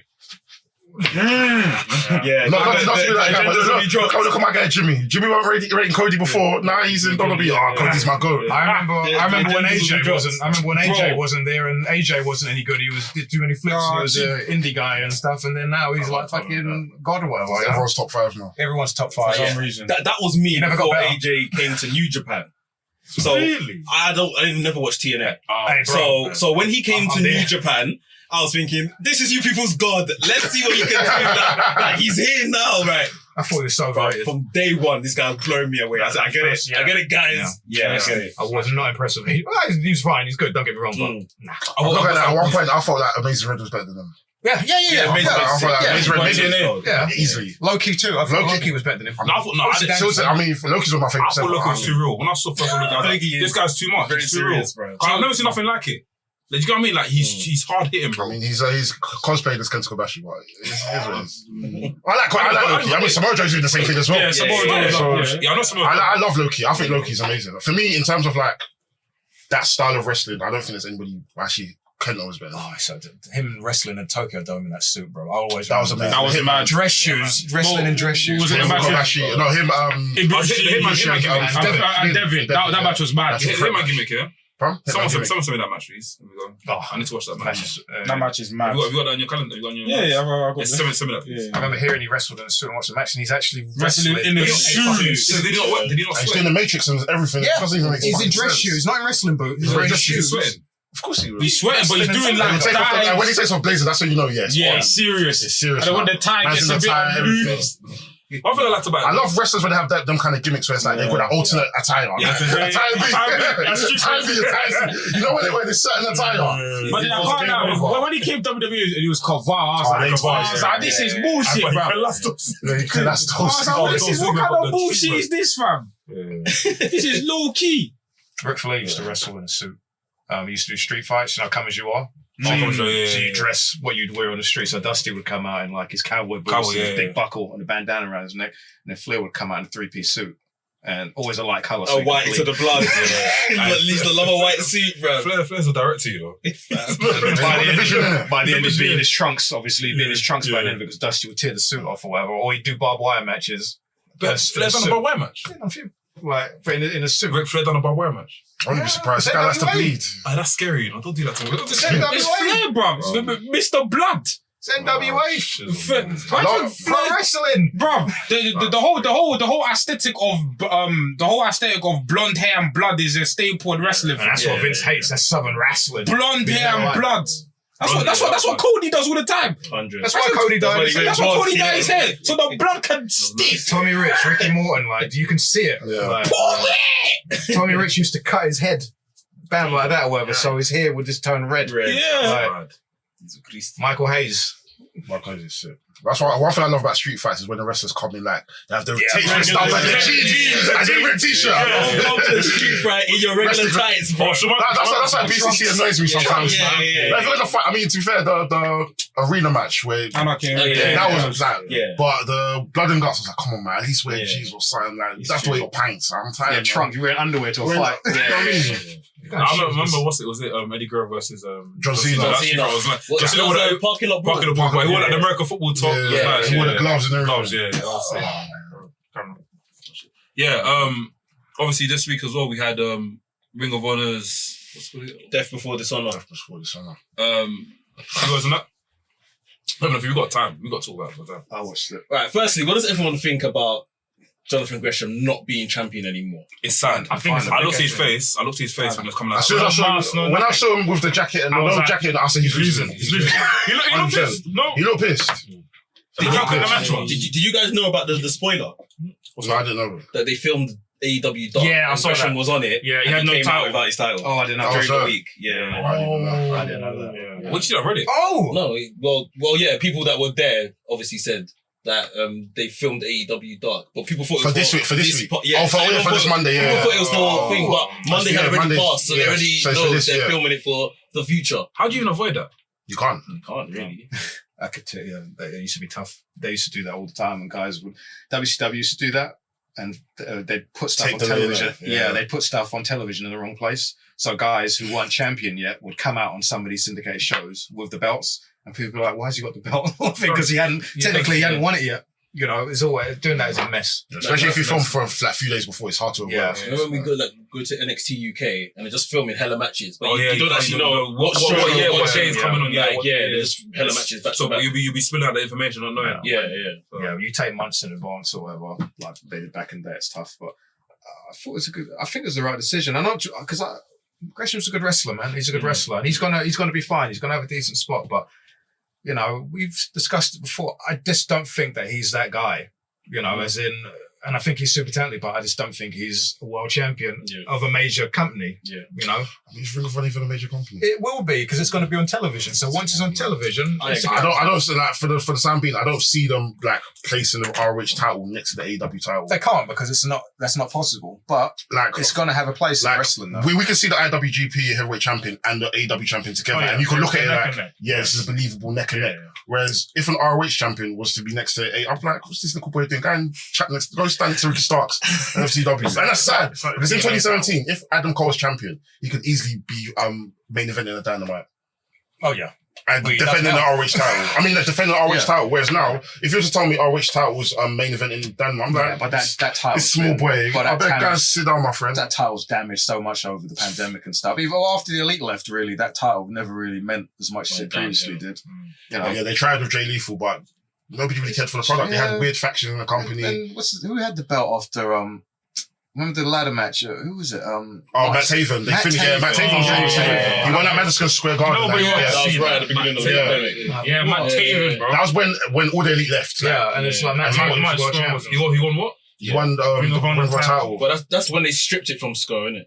No, he didn't win it. It was before. He never won it. He was in the same match. Oh, okay. Oh, this brother. Sco was meant to win it. So maybe that's the line. Impact now. Yeah, he's not you're not checking for Taven. With PCO. Yeah. A lot of Ring of Honor man Impact now. Yeah, I don't know more. Two more questions. Are they gonna bring back the gold Ring of Honor World Championship? They need to. I hate this Ring of Honor. I'm all of it. Yeah, that one. That one's nice. Yeah, well, the one that Bandido. I hope so. Or if they're getting a new title with a new logo, I like the new logo. If they get a new title, and just change it completely. This one is very ancient to me, man. I know it's a knockoff of the UWF title, but it's heritage. I'm tired of it. I know why Jonathan Gresham brought it back, but at the same time, even the tag team titles, I don't like them. Yeah. The pure title, I'm not too fussed about. Last question, So we just all agreed that Gresham isn't necessarily a world champion. No, I don't agree. But to be fair, I'm not. I'm a Gresham. I like him too. Yeah, I like him, but I'm saying that he doesn't give me world champion vibes of a major company. That was the statement, and I agree with that statement. I don't know. As a heel, I don't know. I could have told you. Came out of nowhere, and then he's with Talia, and he's barely talked, and he's. I don't know. I believe there's potential there, but like if we're looking at it as of today, right now, I would agree with the statement that he doesn't give me world champion vibes of a major company. I would agree with that. If it was 1 foot taller, would you say that? No, I don't feel. I haven't seen enough of him character-wise. That's personally for me. This is my personal. I've seen a bit of Gresham. I maybe need to see like the bangers of the matches, but I've seen a few of Gresham this year. For me, it's just I look at him. I'm like, you're good, but you don't. I don't know, maybe it's just a charisma thing, or maybe it's just that what we're doing. But if I'm saying charisma, then the other guy in the match. No, but it's funny. Character-wise, for me, that's what I say. It's character-wise. But that's what my question is. Is Claudio now a world champion of a major promotion? Does he give you those vibes? No, he's a world champion. So he's pretty much just Gresham, a taller Gresham. Yeah, no. Gresham said it himself. Like, as a black man, you have to have some sort of character. You can't just be the best wrestler in the world. You can't just be the best wrestler in the world. But a white man can be bland, but people won't say nothing. Because I said it in the group chat, and Linker tried to say, don't take it on Claudio. I like him. I like the guy. He's probably had more exposure in front of cameras and knows what to do and all that kind of stuff. Like a star. But he's popular, I would say he's just a taller Gresham. I don't think that's a fair taller Gresham. I don't think that's a fair assessment, because I'm trying to think of white wrestlers that are bland that can work without have any prominent position in wrestling, and I can't think of one. I know you're thinking of one. Who told me? I'm racking my brain. Who is a wrestler that is? No. I don't think this. This fine. Okay, do you know what he said? Separate half. Rather than blind. That's different. Exactly, thank you. No, Brett, that's not the same. That's The work Can rate. I say something? Brett's not blind though. Brett wasn't blind. Yeah, Brett's not blind. That's a What are you myth talking that about? started over the last Have you not years. seen other? He's not It's black. a gender, man. He's not black. It's not black. It's It's not. a gender. Brett was the best. I'm Bret doing my Hart. best Jimmy impression. Brett was the best Bret Hart there ever was. Like, he's a real person. I always say it, Brett was a real person. He was no need for him to stamp his feet and fucking yell and, Have face paint. He was a real person. That's why people like Brett. Yeah. It's like George St. Pierre. It's like George St. Pierre isn't as colourful as Conor McGregor and all those guys, but George St. Pierre drew way more fucking money than a lot of people. Just because people genuinely liked him and he was a real person. It's like Brett. Yeah. But going back to Claude. Yeah, Claude's Blander. I like him. I love him. He's an amazing You like him? man. He does amazing things. People love him though. But Like, He's over himself. He seems like a really nice guy. Yeah. And, people like him. You saw the way he's running around the ring and the people going crazy. People, they're happy for him. That he done the I mean, if it wasn't Gresham as champion and he won, I would be over the moon. I'll be real. If what? If it wasn't Gresham that he beat for the title, I'd be over the Yeah. moon. bro, if the match was even better, The match wasn't that it bad. was like The match was It fine. The finish was weird. I didn't like the finish. I missed the finish, bro. Yeah, the My finish was weird. weird. It was so abrupt. I closed my eyes, I woke up and. But mate, anticlimactic. yeah, the finish was mad about And was it a I power bomb? never thought for Was the it whole match powerbomb? that Gresham had a Yeah, the chance. Corona bomb. The His Corona finish. yeah. Yeah. I never thought that Gresham had a chance in the whole match. Like for me, like I just feel There like was a bit of back and forth, but yeah, I do hear you. I get I just feel Is that like an aesthetic thing? Was that? Is that an aesthetic thing, though? No, I just felt like as I said, there was back and forth, but like the last five kind of minutes, Yeah, he got I split. just He watched. got I was split. like, The last minute he's was done. dominant. Just That like was he's very- finished. The thing is, No kick out, no. It was done. I'm not mad at it. Like, I'll be real. Like, I don't, like I said, I'm not the biggest Gresham fan. So when I saw it, I was like, okay, cool. But I was like, what my main concern, what I had wished is that even if he was going to lose, like, it's criminal to be, I understand why Samoa Joe's been on television defending the TV title. Samoa Joe's a name. But a couple title defenses on Dynamite could have done something. Just could have familiarized the crowd with Gresham a bit more. And then when you want to bring in the Claudio, it's like, okay, cool. Jonathan Gresham's had a few defenses here and there. I mean, he's had them on Rampage, but which he hasn't. Yeah, he hasn't even been on Dynamite as of yet. Yeah. As Ring of Honor champion. Yet the women with the women's belt have obviously FTR have, but as world champion of Ring of Honor, he has not Joe been has and watch. You're gonna and watch. and Claudio will. Yeah. And Gresham says he doesn't know how TK feels about him. He has no idea. Yeah. He doesn't know how he feels about him. Yeah. So Like this is like when Cesaro turned Claudio became available, we're all arguing, he shouldn't go to AEW because what's he gonna do in terms of he ain't gonna be world champion I over there and suffered. stuff They like that. cooked me. Yeah, this is the Finished thing. me on Twitter. What I said. We said Claudio shouldn't go to AEW. Ring of Honor. He should go to Impact or Ring of Honor. Fam, We said all Ring of them- Honor champion those is probably tramps what he finished should me, be. fam. But my only kind of question now is just how different is he to Gresham, who was champion? He's just tall. I think He's a lot. And he's just more liked. He's more popular. He's He's definitely more polished in terms of like things His like ring style is more pleasing too. You see that giant swing and all the spots that he does that people go crazy. He's a perfect Yeah. TV wrestler. and the thing is, and the thing about Gresham, the complaint I see about Gresham is that sometimes the finishes can be finicky. I think it's because he doesn't have like a recognized image that people can buy into sort of Because thing. I think Gresham's quite polarizing in terms of like, if I see the discourse on him online, it's polarizing. You either love him or you don't get him. I think that's the Gresham, that's the discourse I see a lot of the time. You love him or I just don't get him. Like, I see a lot of the time, I don't get him. I still think And that could be due to multiple different factors, but like with the Gresham, with Cesaro, like Claudio Cesaro, you look at the discourse surrounding him, it's majority of the time very positive. With Gresham, it's like His is just down the he middle. can't promo. Really, That's it. That's what people But with complain Gresham, it's about. like it's down the middle. It's like you love him, I don't get him. I think he's the best wrestler I've seen recently over the last few years that doesn't have great matches. Who's that? Gresham. I think he's excellent, but I don't remember any memorable Gresham matches that I've seen that I could recommend to people and say, you need to watch this. This is up there with best matches of the year or anything, but his talent dictates that because he's really good. You think of Zach though, and you could argue who's better, but Zach has way better matches than him. Is that because of the people that he's coming up against? No, because I think I see Zach have good yeah. matches in the G1 with regular guys or whatever, or should be. I mean, as in, I think Zach doesn't allow his style to kind of like dictate how this match flow is meant to go. Like Zach can more so work with anybody, He whereas can't work with with anybody. Jonathan Gresham, like you said, it's a toss up between them two, but Gresham has to work his style. It's not a thing of like, you know what, you work this lucha style, so we're gonna like. Gresham can do everything. He can. He can do lucha style. He can catch. Yeah. He can do everything. But more so than none, his crutch is that, you know what, I have to show people that I am the best technical wrestler. I have to show someone that I can, even if you get me in a super kick, I'm not going to give you an ankle lock. I'm going to bash, like, that's him. He just wants to show people that I can win the Gresham way, which for me, it's not going to work. Bro, we saw him at Everything Pattern. He can work an amazing heel style if he wanted to. He doesn't have to do all the technical. I was surprised. Bro, he doesn't have to do pleasantly surprised. After the show, we went out to him and was like, listen, you shocked me today. I didn't think he was going to wrestle like that. I thought he was just going to be very like arm drag and goes, yeah, you need to see more of me then. And what did the other guys that were there that've seen him UK shows before? They was like, listen, he does this all the time. So why doesn't it translate onto TV? Because he wants. You would argue he hasn't got a chance to be on TV, and he wants to keep showing like, I get this whole foundation character. I'm the foundation of pure wrestling. But sometimes it's like you can really see there's a split online of like, I'm tired of defending him. I'll be real. I feel that I'm fighting for my life out here. I'm fighting for my life. The foundation I'm just tell people this guy's good at. Like even as I was just saying like where his best matches, I was gonna say.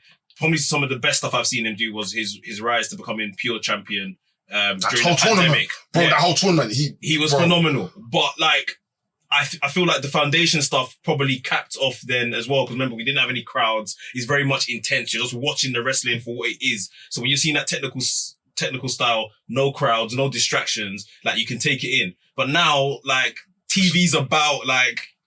Fanfare crowd. Yeah, you've got to switch it up a bit. Like his team with Chris Brooks, I just want to say, was an excellent CCK, team. Absolutely excellent tag team.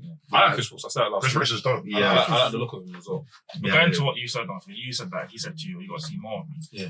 AEW didn't do right by him. But the thing is, like, the build up to this, like, he's just stuck on Rampage, he's tagging with Lee Moriarty, then feuds with him, and then Claudio comes out, I want you, and then he loses. There was no build, there was nothing. For him to be the world champion of that promotion, they treated him the worst out of every other champion. And bro, from what he's done from December to when he first won the title to now, bro, he deserves way more. Bro, he's defending his title in over 12 countries. And you're telling me that even just one win over Claudio and then give us like a little bit of a heel run until he then loses it. Bro, you've just joined up with Tully, then you're with Prince Nana now, and nothing's to. It's crazy. He was upset. I think that's why I was angry.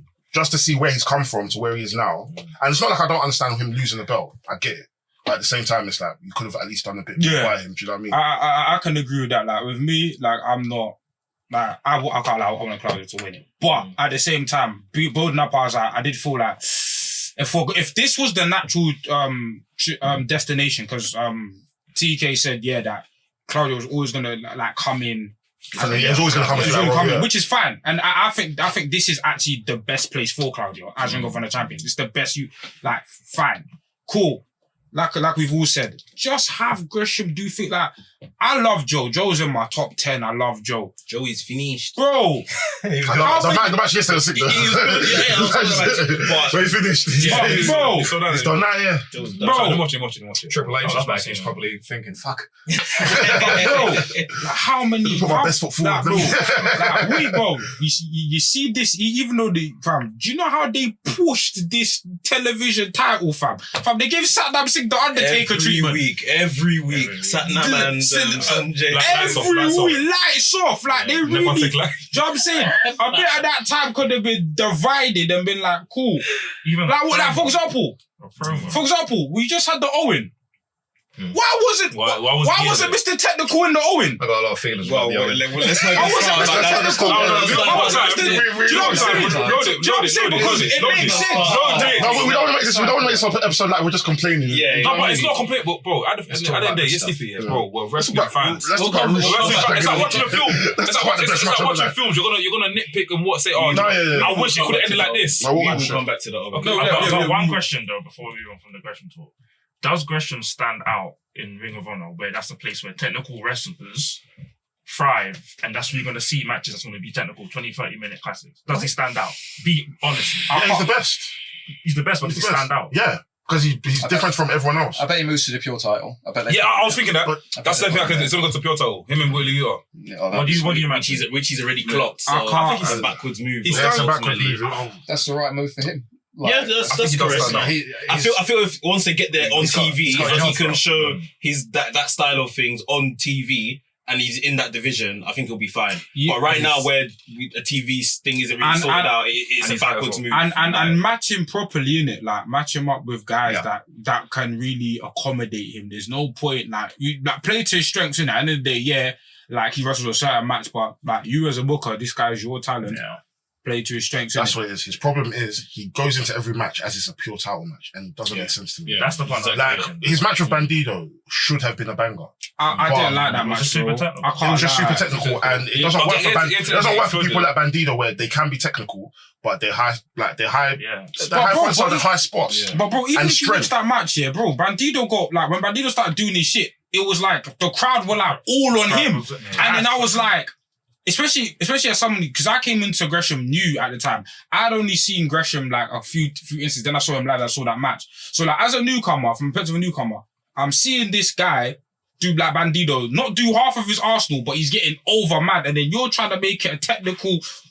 Like, even the way you won the match. I'm just like, bro, like, you're overdoing it. Gresham, you're overdoing it, bro. I'm fighting for my life out here. I'm tired of defending you, please. Because not every match has to be a Billy Robinson, Carl Gotch type of this thing. I'm tired. I'm fighting. I'm trying to tell people that you're great, but why is he great? I'm tired.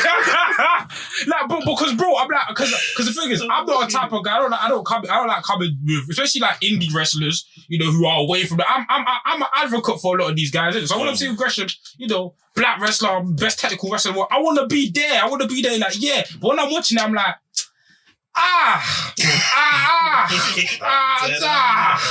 want to get it, but Like Gresham could have easily matched Bandido at that match. Easy. He can do all the lucha stuff. He has the lucha training. We saw it in the open stage of the Zoro match, when he was flipping him around. The arm drags and stuff. Oh yeah. Even when he was tag team with Jay Lethal, bro, he was barely doing technical stuff. It's only when he just wanted to become the foundation. Chris Brooks, he was flying. He was a flyer. Jay Lethal run with Jay Lethal, yeah. Don't let me swear for you. I'm tired, fam. I'm defending my own fam. Niggas always disappointing. Anyway, let's talk about some real luchas, innit? Let's talk about Risha and Dragon Lee. There wasn't that much lucha in that match. There was a bit of this David proper worked in American indie style match. I was a bit like. Fell asleep over that match. I don't mind that. But to be fair, it was the righteous, that 6-man tag. That match was stupid. I was doing laundry, fam. I can't. During that match, yeah, halfway through the match, I was like, bruv, this is Dalton Castle, you know. Man, like, he's done now. He's finished. I can't defend him anymore.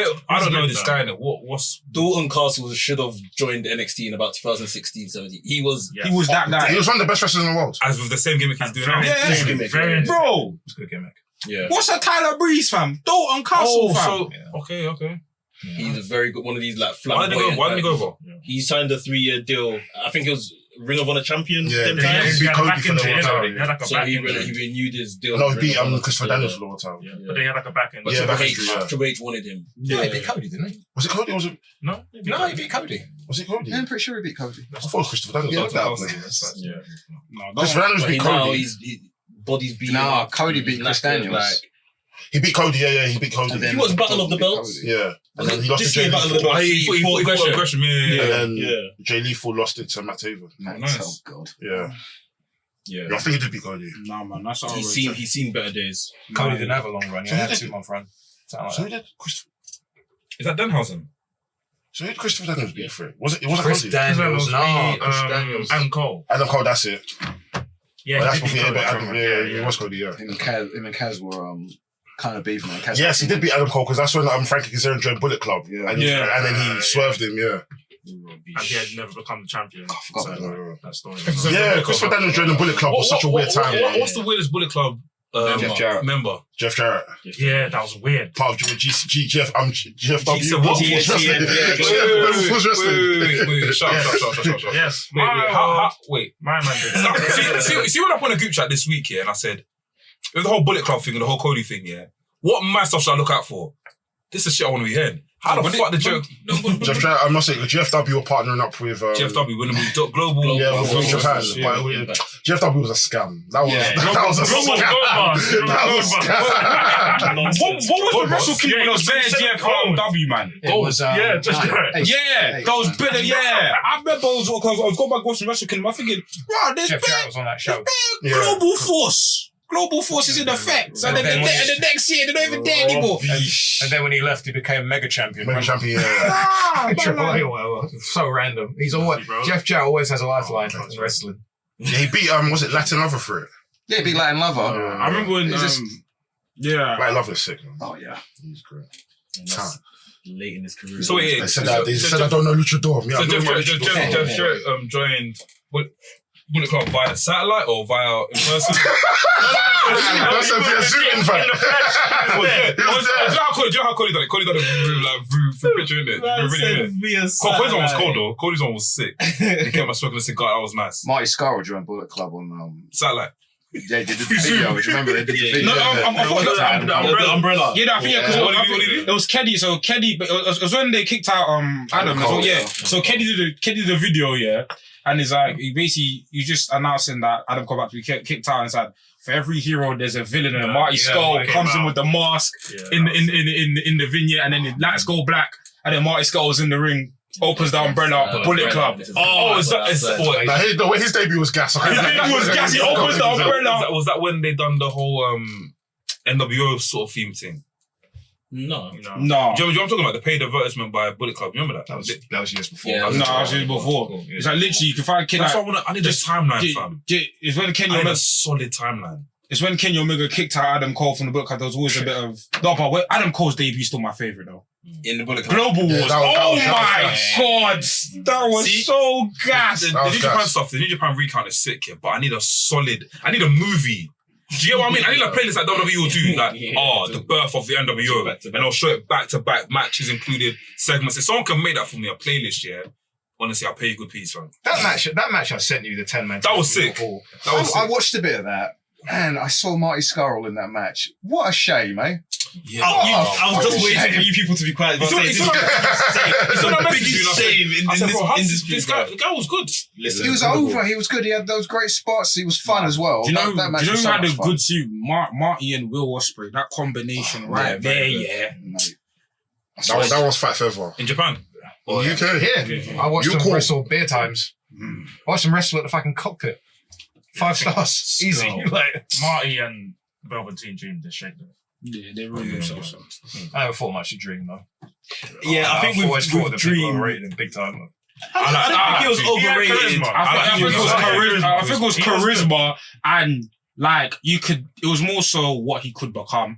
Like, because if you've got because he's got the charisma side down, and he was competent. He was competent. He was competent, but then also like he was in. And remember what NXT Black and Gold was, like he's working with some of the top guys in it. Yeah. So it's like you've got the part that most of these men struggle with down packed, the charisma From jump. And then you're a pretty decent worker. So imagine now these men are cultivating you. It's gonna be ridiculous. So with Velvet, it's gonna be ridiculous. I always felt, and it wasn't him really, it was also stuff I was reading online about him being one of the best in the world, and I was always just like, No. I used to see that. Wait, I said Velveteen was one of the best in the world. I used to see that on Twitter. I know I wasn't the only one that saw that on Twitter with fans loving it, and I get it because he's really good, but at the same time, it's like, he only has good matches with great Got the people. word fuck Like, he's in the not there blood yet. and left. Yeah, no, but He's not there yet, but you the know? thing is, we know how wrestling is. Hyperbole is the king, fam. Like people will just But yeah, like you say, Skull could work.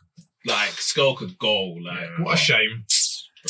Man, they ruined them. the character, everything. The villain. Oh my god, everything. I can't like I see. swear. You see those black dogs, So funny. those medieval doctor things with the mask. Oh, he would have the gone. So I told you, lot before, like 2 weeks before the news came out, I'd waited for maybe about 7 weeks for a Villain Club T-shirt I'd ordered from Pro Wrestling Tees, and then the news came out.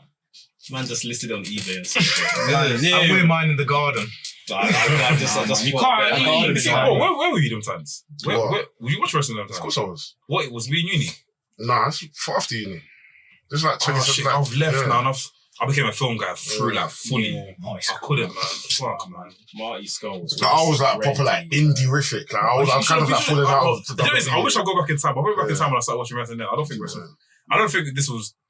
I don't know. You man, Demeref Pro shows back in the day, yeah, when I Scar wish. I'm upset, bro. I swear, I saw him team with the Bucks. I saw him team with Hangman Page. I saw him have so many singles matches. You saw Cody. I saw Cody Beer times first of all. I saw him and Jay Lethal have a really good match. I saw. Sorry. So there was a promotion I saw. I can't find this match. There was a promotion I saw. It was Kenny and the Bucks versus Pete Dunne versus. That was OTT. Bro, Over the top. Somebody's got a link to that match. Send it to me, please. Yeah, I saw that match. I was at the match that they had the night before, and it was them, Bucks and Kenny against Leo Rush, Ryan Smile, and Swerve. Oh, no, I didn't see that one. Swerve. I'm pretty sure it was Swerve. It was supposed to be Ricochet, and they replaced Ricochet with Ryan Smile because Ricochet was hurt. Oh, that's the one that ended up in the BT, isn't it? Yes, it was on BTE, and I tell you, that match, bro, that match was insane. Sorry. That was perfect blend of Memphis comedy wrestling and modern independent style wrestling. Like every single comedy thing you could think of, the Bucks and Kenny did that night. You know, with the Bucks kissed each other, where they Kenny was getting the kisses on his cheek, and then they put someone kicked Kenny, fell down, the Bucks kissed each other. All that silly stuff, whatever, mate. Classic stuff, like it's so funny. The stuff is still on there though. You can still go back and watch it. That match is on New Japan World. Yeah. Yeah. Over the top. The other one I mentioned with Ryan Smile and them. That's on New Japan World. Yeah. Like it's mad to think now, because when I go back and watch some of these like old Rev Pro shows, and I'm like, fam, these man had who? Nakamura. I saw Nakamura wrestle. Bro, we was in Portsmouth when a lot of this stuff was AJ happening. Styles was in Portsmouth, and I didn't think nothing because I'm like, listen, I just get my grades and get the fuck out of this place. I used to look down on British wrestling. I'm like, what are these boys? They're coming to wrestle on their pints. We're like, watching them. Devitt and Ricochet or at York Hall and all this madness. Man could have seen Zack Sabre Jr. and AJ Styles and all of these man. I saw a triple threat with AJ, Zack, and Will Ospreay. Fucking hell. I saw Shibata wrestle Matt Riddle. I saw Ospreay In where? Shibata wrestled Matt Riddle in Brixton, I think. Wait. Pretty sure they was in Brixton.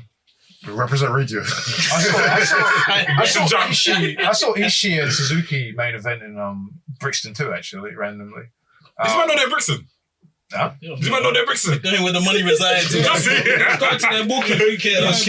I saw Matt Riddle wrestle Will Ospreay.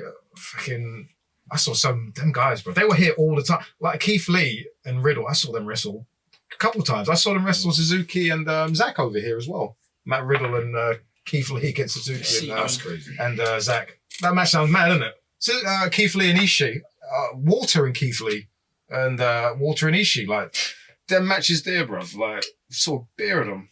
Bro, what your eyes have seen, yeah, bro. I wish I could go back in time, yeah, and basically just dedicated more time to wrestling. Because I was watching more football then. Yeah. I was watching don't watch no wrestling at all. Yeah. Even WrestleMania, I watched WrestleMania, but I watched highlights. I was not a wrestling fan. I stopped watching wrestling. What? After the whole Goldberg and I think when was the Union? Goldberg and Undertaker had a match. Not Goldberg. Brock Lesnar and Undertaker had a match, right? 31. Was that Union? My street match. Yeah, what was that Union sometimes? I stopped watching wrestling after Goldberg when Thing lost. Someone came back though. Who came back them times? And I started watching wrestling again. Batista. No, someone else. Someone came back for a short stint, yeah, and I started watching wrestling again. And I came back off it again. I forgot it was. Oh, no, Sting was later, wasn't it? Yeah, it was Sting when Sting came. I watched Survivor Series. When Sting came, That was lit though. I watched it and I just came off again. When Sting's, that's one of my favorite Survivor Series. When Sting came back, that Survivor Series. And do you know what's mad? Do you know who tweeted it and made me go watch it? You won't believe it. Donnie. Oh, sir. Donnie was talking about Bray Wyatt, yeah? And I was like, who the fuck is Bray Wyatt? Yeah. So then he goes, oh, Sting is in WWE. I said, wait, what? So I went to go watch it and I was like, oh shit. And this time I didn't know about network, so I signed up for the network for the free trial, innit? And I kept it there to this day, I've still got it. But I can't lie though. So we got Donnie. But I can't lie though. When Donnie's a wrestling fan. I didn't know. You're right, yeah. How's the ring? It's good, yeah. No, but the thing is, they're promoting this thing better because of the 2K game, innit? Like you can see that the build was like, yeah. But no, I can't lie. That's like for me personally, like that whole, I'd say 2016 to 2019, just for me as a wrestling fan, insanity for me, bro. Insanity for me, fam. That New Japan run when Kenny and those guys were on top, that was, I say, the height of my wrestling fandom. Like at that point, I'd never loved wrestling as much as during that period. Burning. It was. I was watching. I watch wrestling now, but them times I was invested. I would lodge girls to watch wrestling. Yeah, like a man will go do WrestleMania, but I'll say, you know what, I'd rather watch WrestleMania at home. And bro, I remember being in uni, like in my uni, I can't watch like Dominion, like in my uni, I can't like fam, Mandem. I remember it was one Mandem would be out at Motives. I'd be there too, but I come back fresh motive, New Japan, 6 7 in the building. Just here, watch you. If I'm up in a hotel, chilling, dates off, just watch wrestling. New Japan was so ancient. The first time I heard about New Japan was because of Brock Lesnar. When Brock Lesnar went of the red pants. I first time I heard about New Japan. And what else was it? I didn't know about Kenny Omega, didn't know about nothing. It's only when we started this podcast, and I think the week before we started this podcast, there was some Wrestle Kingdom, the first Wrestle Kingdom. And I think you, in the group chat, you and Versi were like, Wrestle Kingdom's on. So that's when I went to watch it. It was Chris Jericho versus, I always say it's Chris Jericho versus Naito. Omega. Oh, Naito. I watched that one. And I was like, okay, cool, this is sick. And after, even NXT, Dominion. It was because of you, bro. You was like, Cesaro. I was like, who's Cesaro? Them times. What's that? Bro, Cesaro, Sami Zayn. Bro, Cesaro, Sami Zayn, Sami Zayn, Adrian Neville. I stopped watching. I can't believe it. The four-way, was it Tyson Kid. Why did we start this shit earlier? Bro. Apart from things, why did we start this shit earlier? Do you know what matches? I mean, matches slept on, with women's wrestling sector? Sasha Banks and Becky Lynch, unstoppable. I like that. The four-way was hard as well. Like, that's like, fam, like, even just seeing you in NXT, bruv, just seeing Sasha Banks rise and then Bayley rise. And then, bruv, Asuka's title reign. Oh my God. Even that I missed. Baszler's title reign. Bro. It's mad. I was there for that. You guys remember that Asuka and that last woman standing match against, what was it? Nikki Cross. That was mad. That was proper serious. And then also, I loved watching the NXT takeovers and then you see someone in the crowd. I remember when it was Bobby. That one I saw. Sitting there like that. You got signed. Was it Keith Lee or someone? And I saw Keith Lee. He's like, he's doing like this, I was like, fam, this feels like a boxing thing. It's probably different from WWE. Red Riddle, EC3. And he had that in it. Drew McIntyre. Yeah, Drew McIntyre. Ricochet. I remember Ricochet. Austin Fury as well. They debuted Ricochet as Trevor Mann because they never knew if they were going to call him Ricochet or not. Even when Adam Cole game against Drew McIntyre was gas. Even when he came out. Gas. Adam Cole. Whoa. Adam Cole came out. After Drew McIntyre retained his title and then Kyle O'Reilly and Bobby Fish. I remember that he came out. Bro, even bro, that must have been so nice for you guys because you guys have basically seen Adam Cole in Ring of Honor. Sorry, Adam Cole. That's what CCW. I mean, okay, let's go back. So you guys have seen Adam Cole from the early stages, and for him to come into NXT, bro, you guys must have been himself. So for me, personally, if I'm seeing that, I'm like, okay. But it's not all lost because then you have the opportunity to go back and see. No, but it doesn't hit the same. It doesn't hit the same. Mandem, I know for like, bro, I've been there with you when flipping Daniel Bryan debuted at flipping AW. You see my face? Yeah. I was a different man. Yeah. So imagine me watching wrestling from then to now. Bro, honestly, I hear you. I'll go Afro. My anime, my picture will be my avatar will be fully anime. That's me, when I was watching AJ, when AJ came to WWE, I lost it. I followed him from 2002. My one, but I lost it. It was AJ that I was talking about. When I lost it was that's when I started watching wrestling. Kevin Owens, because I never knew NXT too tough. Like I heard that WWE had this third brand, but I thought it was still the game show NXT. Oh god! So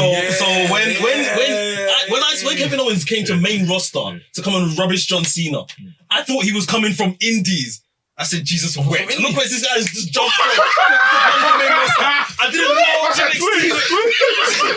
Wait, do you know how mad that is? That's what I thought it was. Why does the play like this? Because I didn't. Then when they start talking about NXT, I'll be right back. That's I didn't know, innit? Like I thought he was just, I don't know, this game show stuff. I didn't know if it was. I hate it because I thought the same as well. Yeah. That's why I didn't watch NXT. That's what I used to do back in the day. I didn't know nothing about developmental. So when I would see someone like Bryan Danielson turn up on Velocity, I'm like, he just Ring of Honor. Wait, also you know like that? I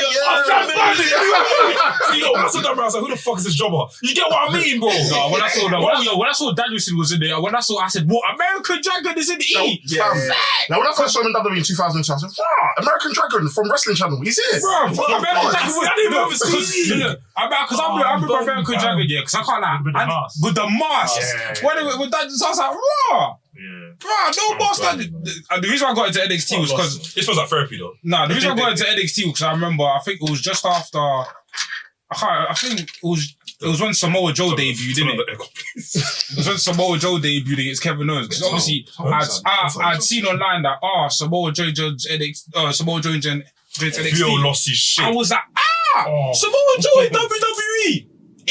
Wow. I said, fam. Theo lost his shit. I remember that. That guy had mileage. Bro, man was seeing matches like Samoa Joe and Baron Corbin, Samoa Joe and Paul Dempsey. Because that's when Paul Dempsey?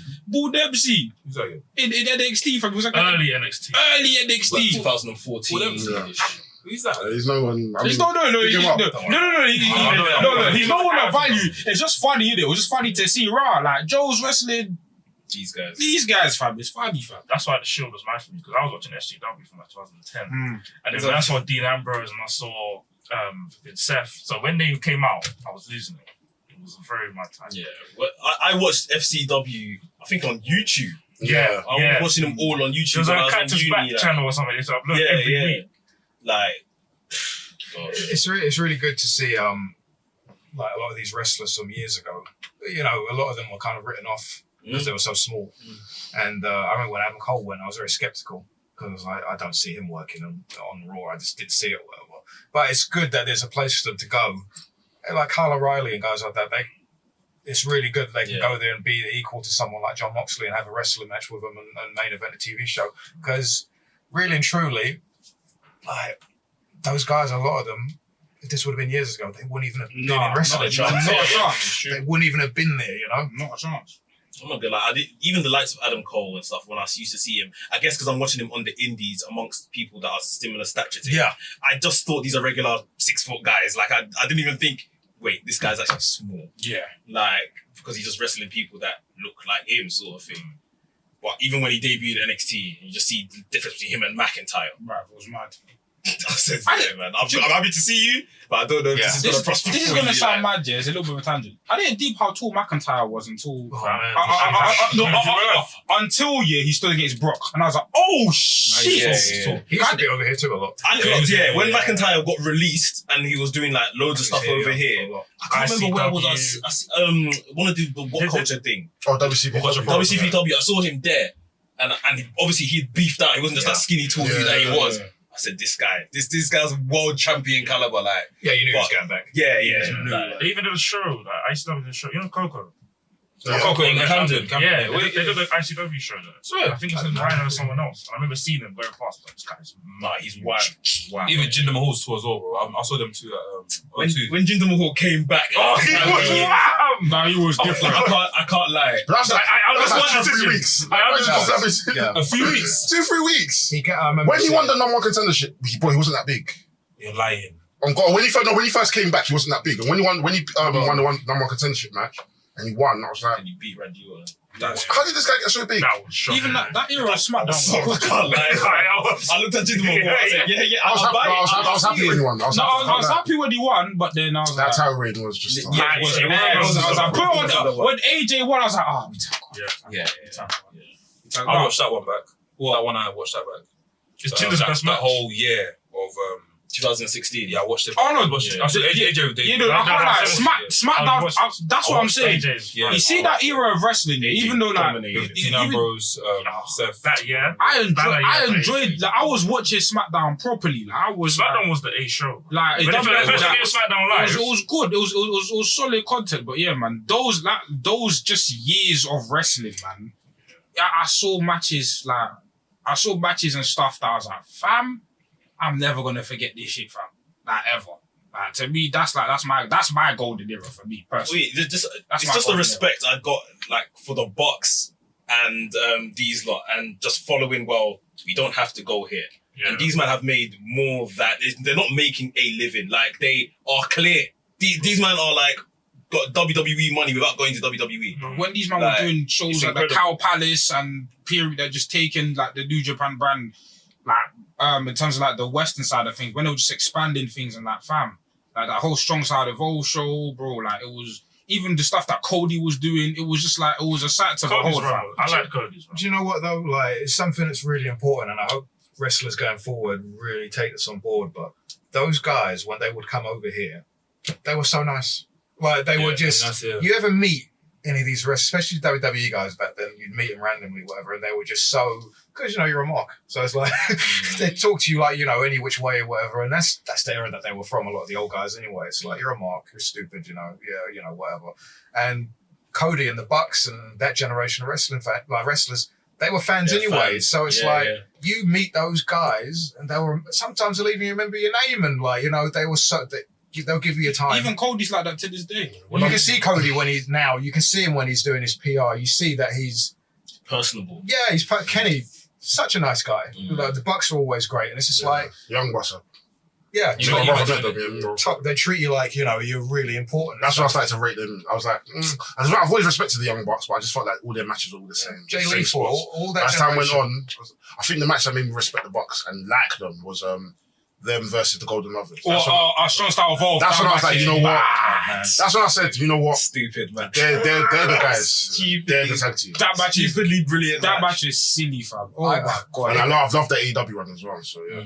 It got to a point with me and the Bucks where I remember I met Kenny and the Bucks, all right? And at the time, I remember we were seeing because I met the Bucks before, but that was years ago. But now they were stars or whatever. And I was actually starstruck when I met the Bucks, and Kenny was just there, and I was like, hey. Yeah, because Kenny took all because I remember Kenny took a while, not while to develop, but it was kind of like because when AJ joined Bullet Club, it was like AJ and the Bucks, and then Kenny was doing this thing with the juniors. Yeah. And then I can't lie, I'll be so real. You see when Kenny turned on AJ, I wasn't ready. I wasn't feeling it. Especially I was like, nah, bro, you can't come and replace AJ. Now, who's this guy? I was ready. You know why I was ready? Because I was so into the cleaner character. I was so into it. I was so He's running the junior every time. That was lit. Yeah. But for me, because obviously Kenny put on, he was skinny, he was wearing pants, the trunks. It was just like, bruh, who is this guy? Yeah. Then he started having, I think he had that IC title match with Tanahashi. I was like, okay. Yeah. Then the matches with Elgin. And I was like, I was like, okay. That's amazing. Then this IC title, I was like, then the G1 26. Then the G1 happened. I was like, when he won it, I was like, I'm sold. I'm sold.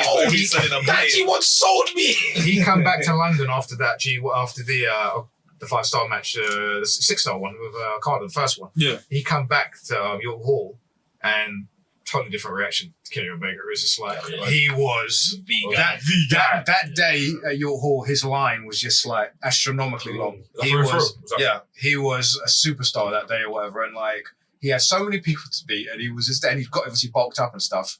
And I remember watching him, I was like, he's just talking to everyone. He was just taking pictures of everyone and he was pretending everyone was his friend. Whether or not what he really thinks of people, I don't know. But it's like the contrast in that 1 year, the way he carried himself was night and day. Different, bro. Totally different.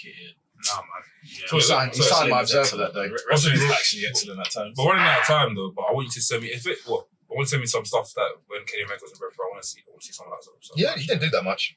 Yeah, he did a few days, bro. I remember I saw him like two times I think at Red Bro. The Bucks did loads. Yeah, Bucks did loads. Yeah, I'm gonna go check them out today. Hangman. They used to cover him with Ring of Honor though, so there was always Ring of Honor. The Global World. Yeah, that's from the show that one. Crystal Palace shows them with Ring of Honor. There's New Japan and Ring of Honor shows at Crystal Palace. I'm going to a couple of them, like at the sports center in Crystal Palace. Tanahashi walking out in this building with a swimming pool. Bizarre. What a time to be alive. But yeah, man, guys, that's been a mad episode, man. I feel like we've jumped from bare topics, but it's been nice. It's been therapeutic, and good and stuff. But any announcements? 18th of August, right? 18th of August, we have Hacking Week Wrestling. We're going to be hosting. We're going to have the description. Well, they have the details in the description. Make sure you grab tickets. If you've never been to a wrestling event, if you're a wrestling fan, please do come through. It's cut. So not gonna have saved. August 18th, we're going to be at Hackney Wick Wrestling. Make sure you guys grab some tickets. Want to see all of you there, whether you're a wrestling fan or not. If you don't cry, this what you. If you don't laugh, you cry. Hackney Wick Wrestling and August 21st. August 21st. You guys asked for it. You've got it. But we're going to be changing it up a little bit. We have an event. It's going to be called Battle at the Basement. Every man.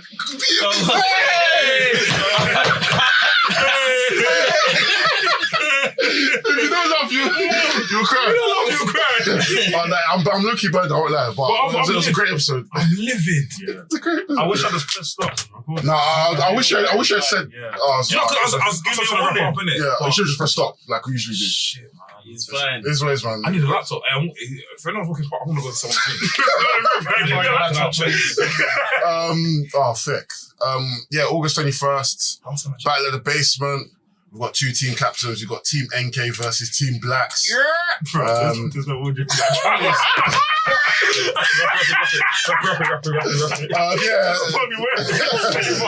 NK versus Team Blacks. Team NK versus Team Blacks. We're going to bring you something very different. Not just wrestling this time around. We want to invite everyone. So whether you're a wrestling fan, whether you're not, we've got something for everyone. Come and mingle, come and drink, come and meet the Mandem, come and meet the gal them, come and shake your back and we're doing skis, is it? And, yeah. See what I might come. Oh, please do, man. No, man, say your outro. Question time with knowledge. Oh, fam. Go on, I've been an RC. I've been an RFE. Next. Okay. No, boy. Knowledge. Russia's podcast, I was at episode 130. Relax. That's not your line. Alright. Episode 130. It's not your script. What is it? What is It's it? not your line. It's my line. I'm stealing my line, man. Yeah, episode 130. It's just falling apart. By the Mandem. For the Mandem. What a man there. Wow. Oh, Safe. that was the Lucha Libre, I love you. I'm joking. You just got to the end of the podcast, and if you've enjoyed what you've listened to, enjoyed what you watched, enjoyed the vibes, make sure you like, comment, subscribe, and we'll see you on the next episode. Bow.